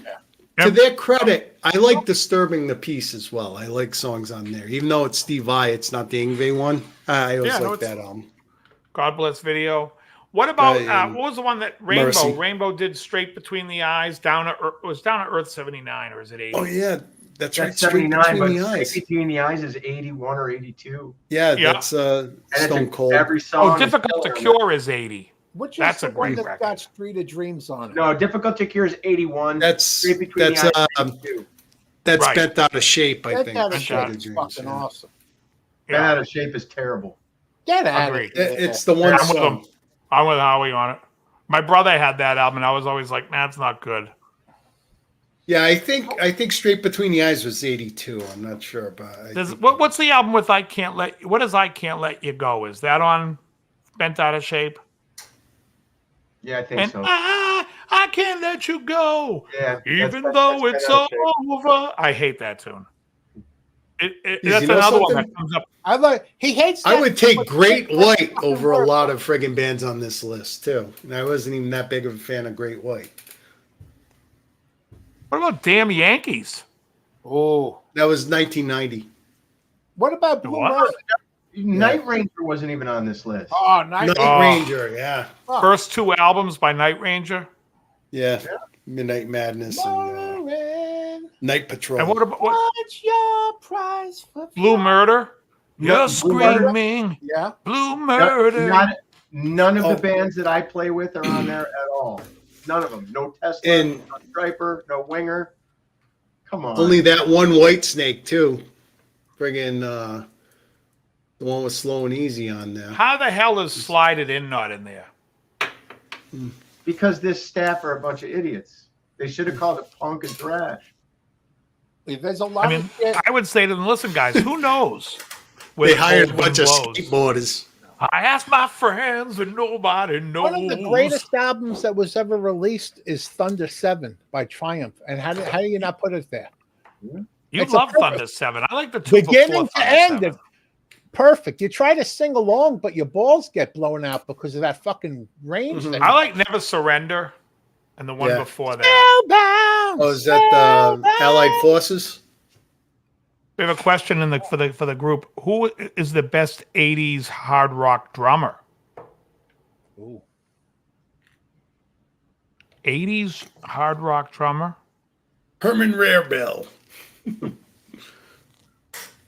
I only- Cozy Powell had a good run bouncing in and out of bands. Didn't Cozy play with Whitesnake in the 80s? Wasn't the And they was in Michael Schenker group. By the way, Michael Schenk, MSG should be on that fucking list Yeah. of top 50. Top 10. Y&T? There was no Y&T there? No. Ah, Yeah. I put I love Dave Autograph on Meniketti. there before some of these bands.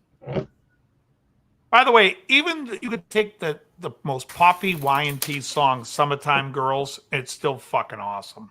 Yeah. Awesome. Johnny Kramer says Neil Peart for the best Yeah. 80s hard rock drummer. I don't really consider Rush hard rock so much, but I don't know. I mean, I like Nico from Maiden. I just Oh, feel he's his timing is a little all over the place.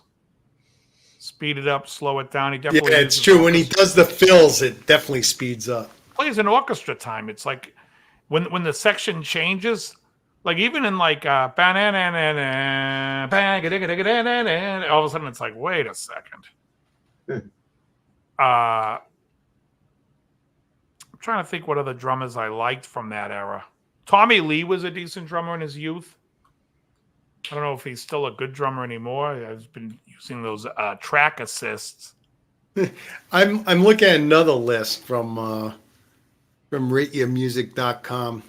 Number 1 is Master of Puppets. Number 2 is Number of Beast. Number 3 is Peace Sells Who's Buying. Makes more sense. Metallica Ride the Lightning. But then it's Exodus Bonded by Blood, Slayer Rain and Blood, Dio Holy Diver. All right, well, that's obviously like a thrash. But number 8 of all time in the 80s is Anvil, Metal on Metal. Yeah, not for me. But I just think that they miss like the pop, more of the song stuff. It's all thrash as opposed to look, I'll say it again. I think Dark and Tooth and Nail is a good album. You had Alone Again on it. You had I think Just Got Lucky is a great metal pop tune. Mm-hmm. Well, title track is great too. I much prefer Back for the Attack than the earlier Dokken records. Yeah, well, the recording stinks. That I'll give you that. Recording of I'm alone again without, and then it sounds like we'll just record his guitar coming through this transistor radio. That solo, it's like not a great guitar tone. Again, another almost, and it's not as bad as the guy from Living Color. What the hell's that? I can't put Vernon Reid. Yeah. And the guy that made that list, that Loudwire, must be out of New York because nobody other than people in New York know Bad Brains. Well, that was the Washington, D.C. band, weren't they? I thought Bad Brains was New York. I'm pretty sure they were D.C. Yeah, hang on for a second. I think the only people that like them are in New York. Yeah, Bad Brains, American band formed in D.C. in '76. But yeah, of course, they probably played New York a lot because there was a scene for that stuff there. Yeah. Yeah, you had CBGBs and a lot of people that didn't shower. But they all used that toilet. Oh, God. But they all use Lumi deodorant. I went to the doctor, and my doctor said, "My God, your pussy stinks." You see this commercial? The woman. That's basically what she's saying. She's like, "I went to the doctor, and she was like, well, you need it everywhere." Looking down at her crotch, it's like, Did a cow shit I'm gonna watch this commercial while I'm eating.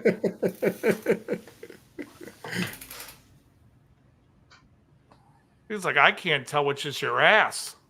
Oh, thank you. Thank you, folks. I'm trying to make you all as sick as I am from Lumi.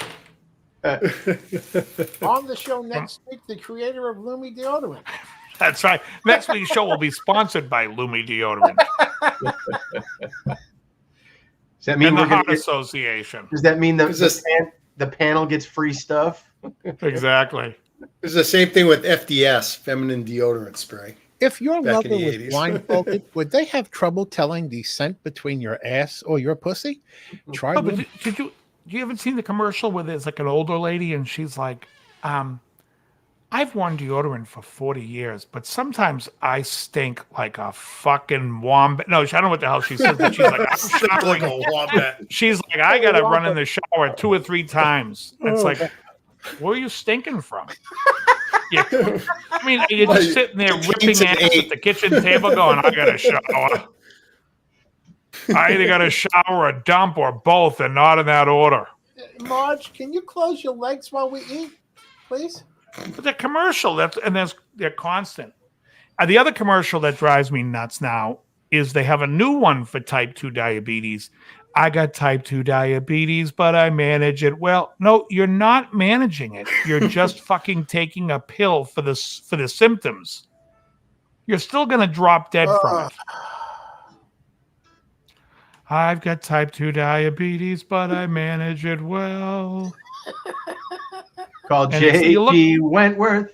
877. I prefer that commercial I want it now. Remember that commercial? Oh my God. because they're on the bus and a woman's dressed in a Viking outfit. I love that commercial. Call J.G. Wentworth. 877 cash now. Have you been watching the final season of Curb Your Enthusiasm? No. Oh, it's brilliant. Is it in the final season? I've been watching. I watched a lot of Seinfeld this week. Larry's been going around singing that song in like every episode. It's great. Oh, really? Yeah. You know, it's funny. I watched the yesterday. I watched the marine biologist one. Seinfeld. Oh, Yeah. I love it. Yeah. And, He was angry he's out that there day, and, my and friend. somebody goes, "Is anybody a marine biologist?" You could tell that's Larry David's voice. Yeah. It's so funny. I caught that yesterday. I was like, "Oh man, that's Larry David." In the very early episodes before they showed Newman, and they would just call out the window to Newman. Yeah, it was him. His voice, and then they dubbed Yeah. Wayne Knight's voice over later on. Exactly. Yeah. He's the voice of. I love when Kramer goes, well, was it a Titleist? The Yankees. Yeah. Yeah. Oh yeah, George Steinbrenner. Steinbrenner. He's the voice of Steinbrenner, and he Doesn't sound a thing like him. That was great. Yeah. He's Costanza's lawyer. With the Frank cape. Costanza's lawyer wearing the cape. Was my father wearing a cape? And then when George has to wear the old, like the king suit or whatever it is for the movie theater, Larry David plays the guy in the window who's like, "What can I do for you, Lord Fauntleroy?" or whatever name he calls him. I forget. Yeah, just funny. Seinfeld's great. Oh, yeah. It's a great show. I was watching George talk about some stuff, just about like different things that went on during the show. That's why. And then I watched the marine biologist because I saw an interview with Jerry was saying how they wrote that last scene, and at the very end when he's going, "The sea was angry that day, boys, like an old man sending back soup at a delicatessen."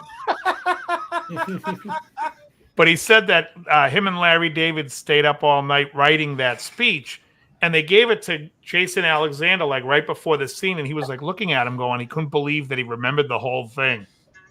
He's like, I'm looking at him like I'm really interested in this story, which worked out perfect. He goes, because I'm looking at him going, how the hell did you remember this? Great show. And you want to be my latex salesman. Vandalay. Vandalay, say Vandalay. The one that was on today was the one that I caught, was the one that Elaine was going to write the cartoon for the New Yorker. Oh, Vaguely, I love that. one. Oh, you know what? The one I watched the other day too was the one with Raquel Welch, and he gets Kramer gets the Tony. I watched the Sunrise at Liza's. Manelli's? No.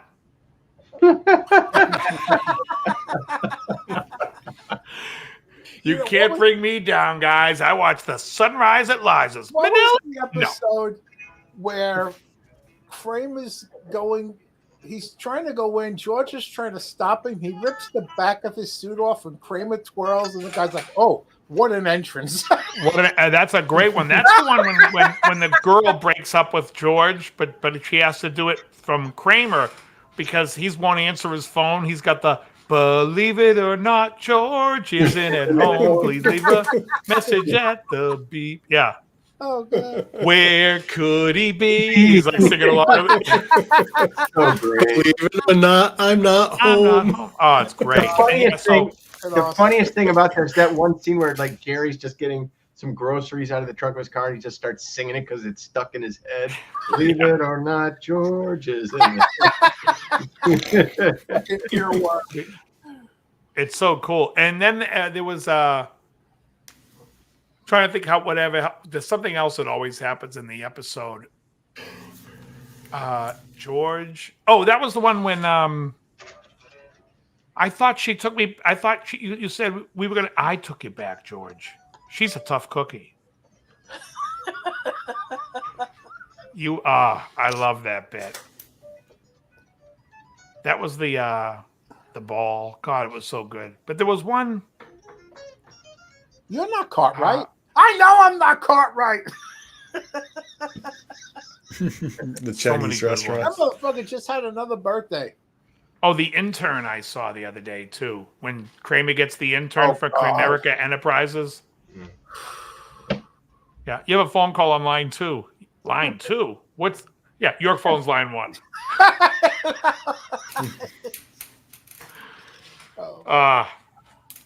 And then there was one when he took the screen door. Oh, that's fucking great. Yeah.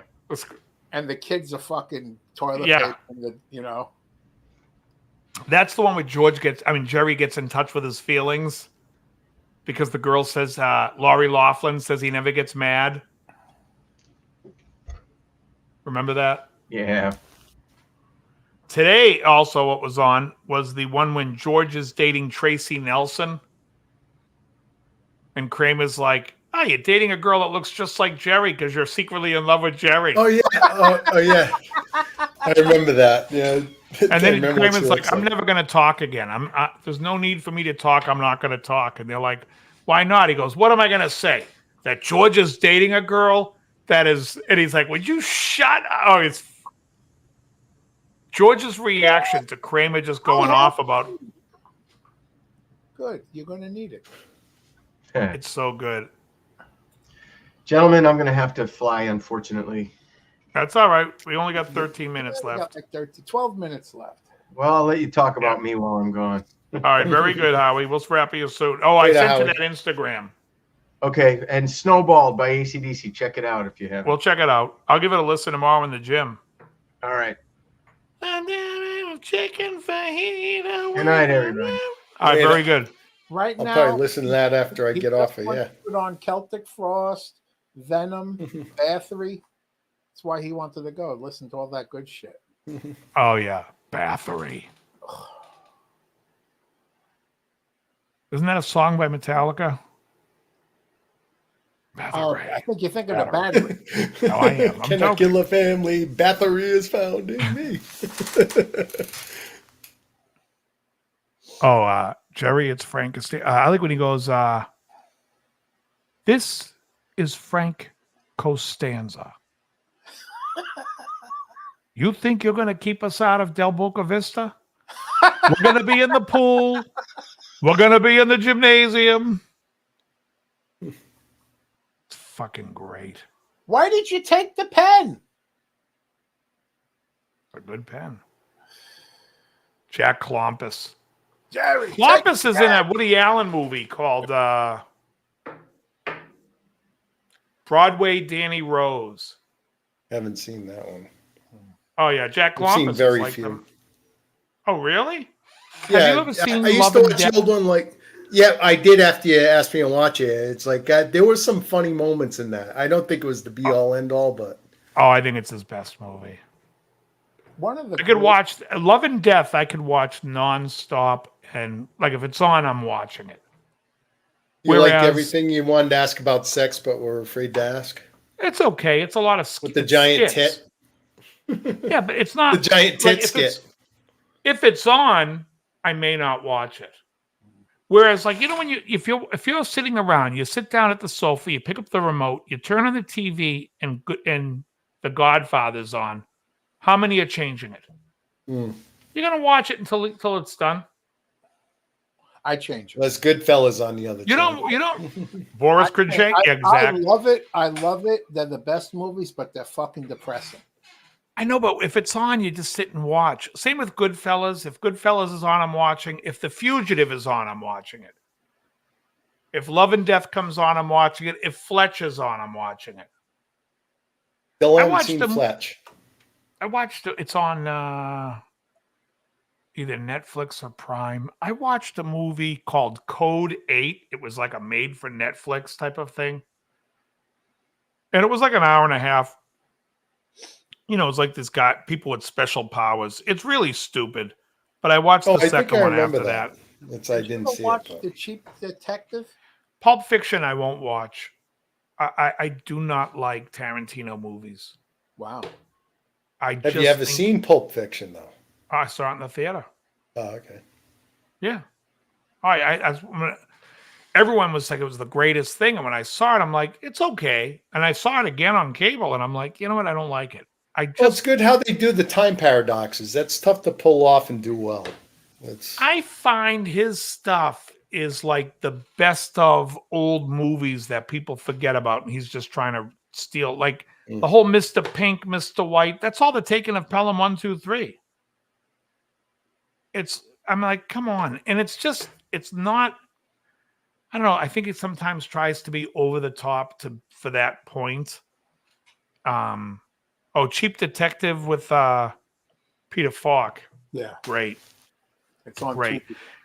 If Columbo's on, I turn a TV on, Columbo's on, I'm watching it.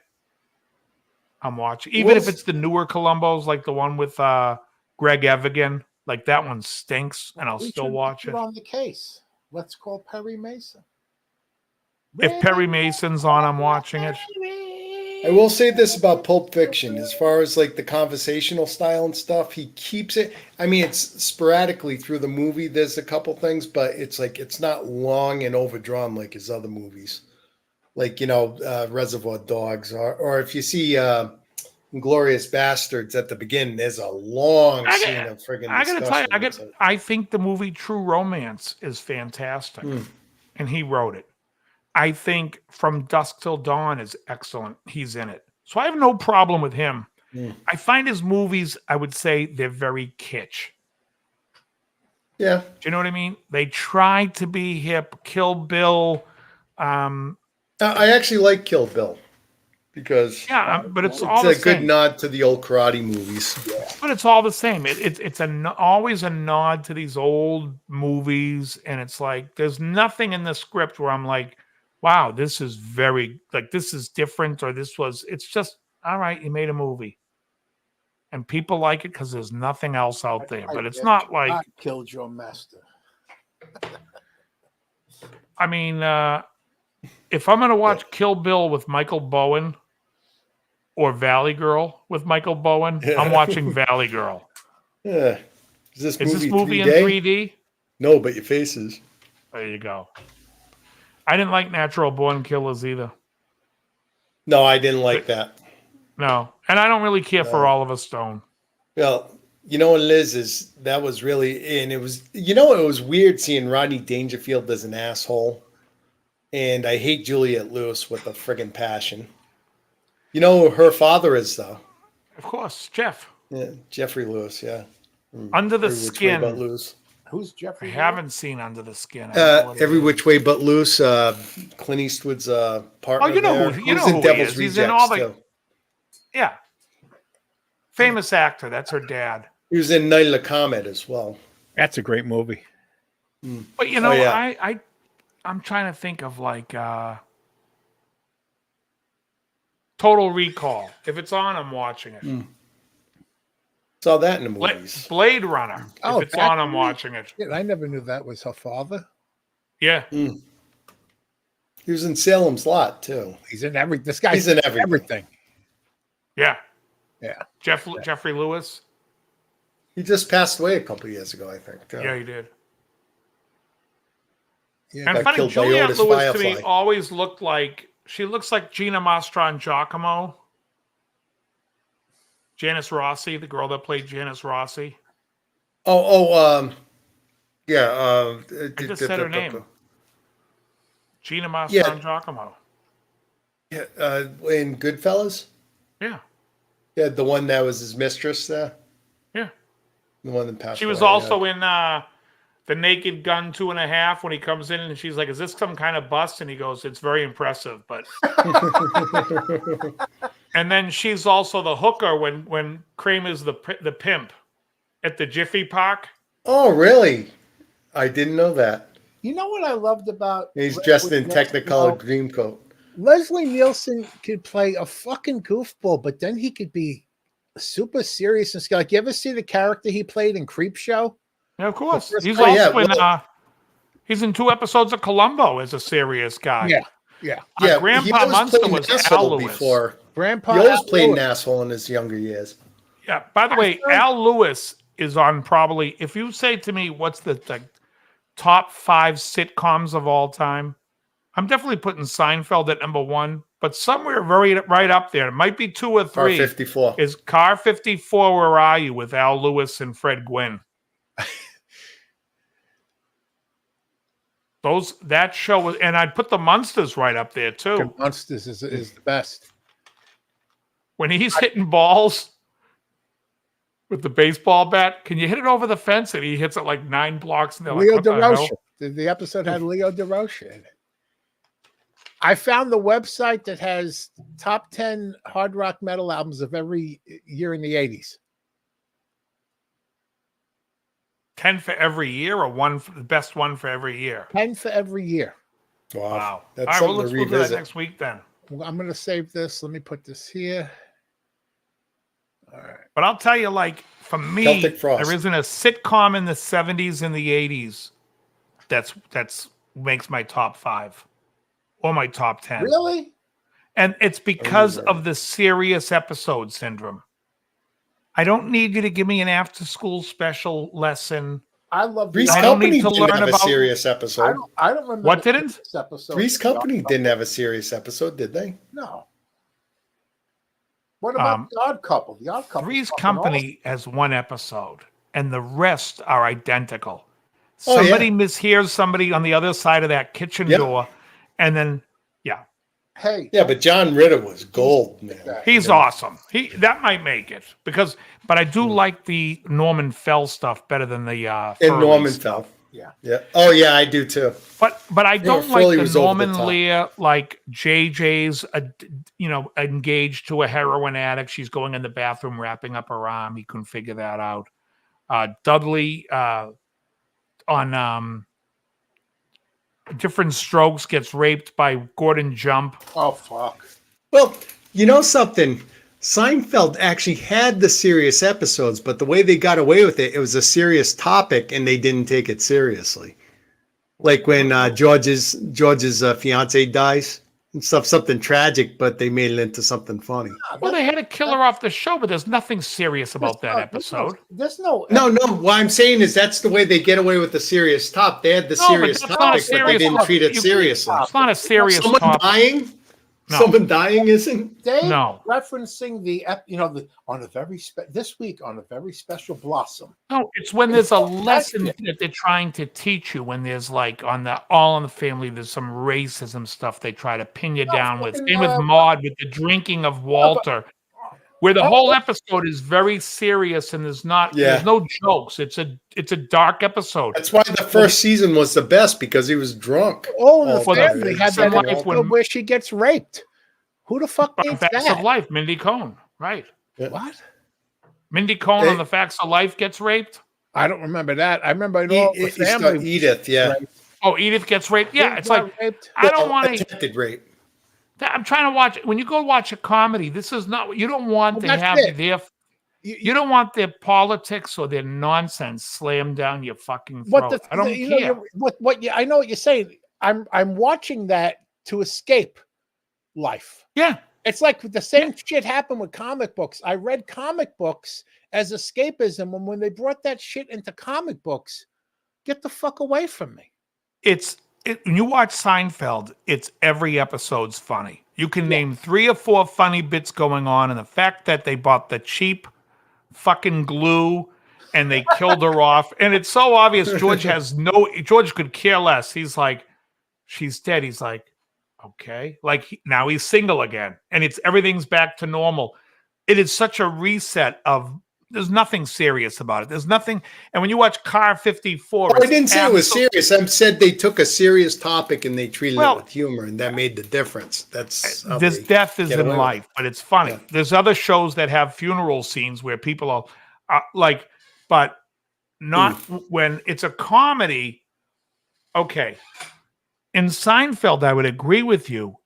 When Susan died, George did this.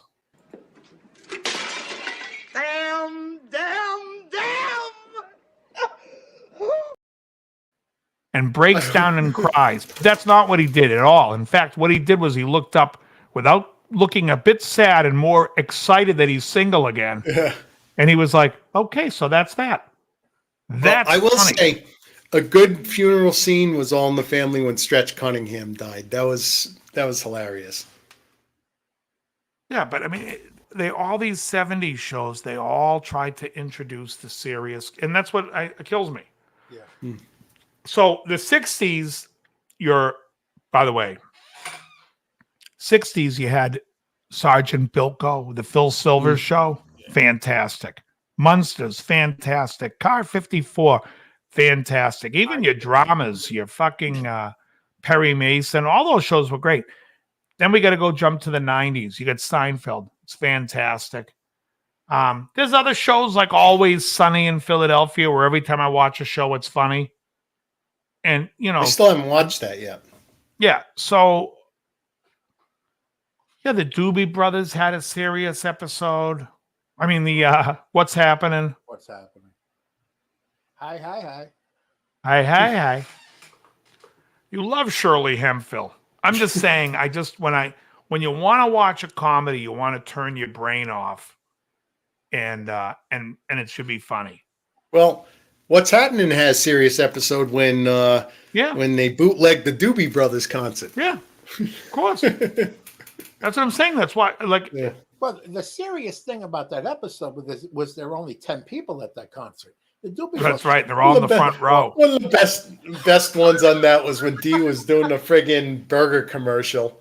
I ain't eating that jackass meat. The Doobie Brothers, even one of the worst shows in retrospect, but I loved it as a kid. Welcome Back, Kotter. Oh yeah. Oh, I've got the collection. Hey, Cavelli, don't you know it's impolite to be ugly when people are eating? When I was a kid, I could quote every line from that show. I love that show. If I go back and watch an episode of that show, I'm like, what was I?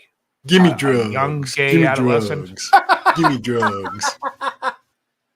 You sit there and you question yourself. You're like, what the hell was wrong with me that I thought this was funny? Woodman was funny? No, Woodman wasn't funny. There was some when Bambi, the girl from California, comes out and Carter's writing up on the board what her life was out there. The way he sums it up is pretty funny too. This you and your definitely Bo funny. Delaba. Oh, that's when it went downhill. And what was her name? What was that? Hotsy Totsy? Deborah Lee Scott. She was so ugly. Deborah Lee she was Scott cute. lost her husband in 9/11. Yep. I remember that. And she kind of died tragically, too, from some disease. Horseshack did the episode when he was on drugs. He's popping pills. Give me drugs. Give me drugs. He's popping pills, and Freddie's like, what is that, vitamins? Yeah, sure, Freddie. They're vitamins. So fucking stupid. But if you guys have Prime, check out Car 54. I mean, Joey Ross is just fucking an imbecile. Maybe on Tubi as well.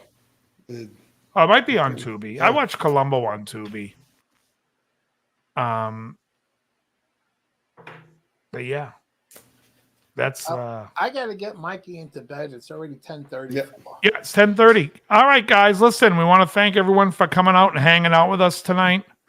It's always good to see a different crowd, and it was some of the same and some new ones. It is 10:35. I will see you guys next week. I'm probably going to post a lesson video in the next couple of days. Maybe over the weekend, I'll do another lesson video.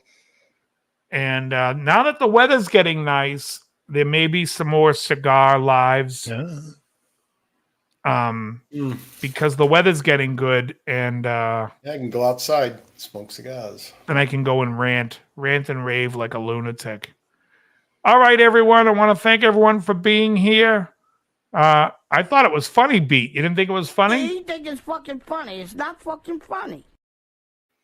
All right, I guess tonight's show wasn't funny. Beetle. Let me ask you a question. What did Al Pacino have to say about tonight's show?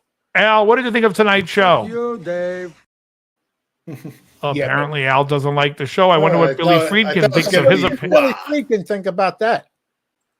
I don't give a flying fuck into a rolling donut about what Al Pacino thinks. Thank you, Billy Friedkin. Always a loyal supporter of the show. Good night, everybody. All right. Exactly. Well, I don't drink whiskey, but I do smoke cigars, so all good. All right, everyone. Very good.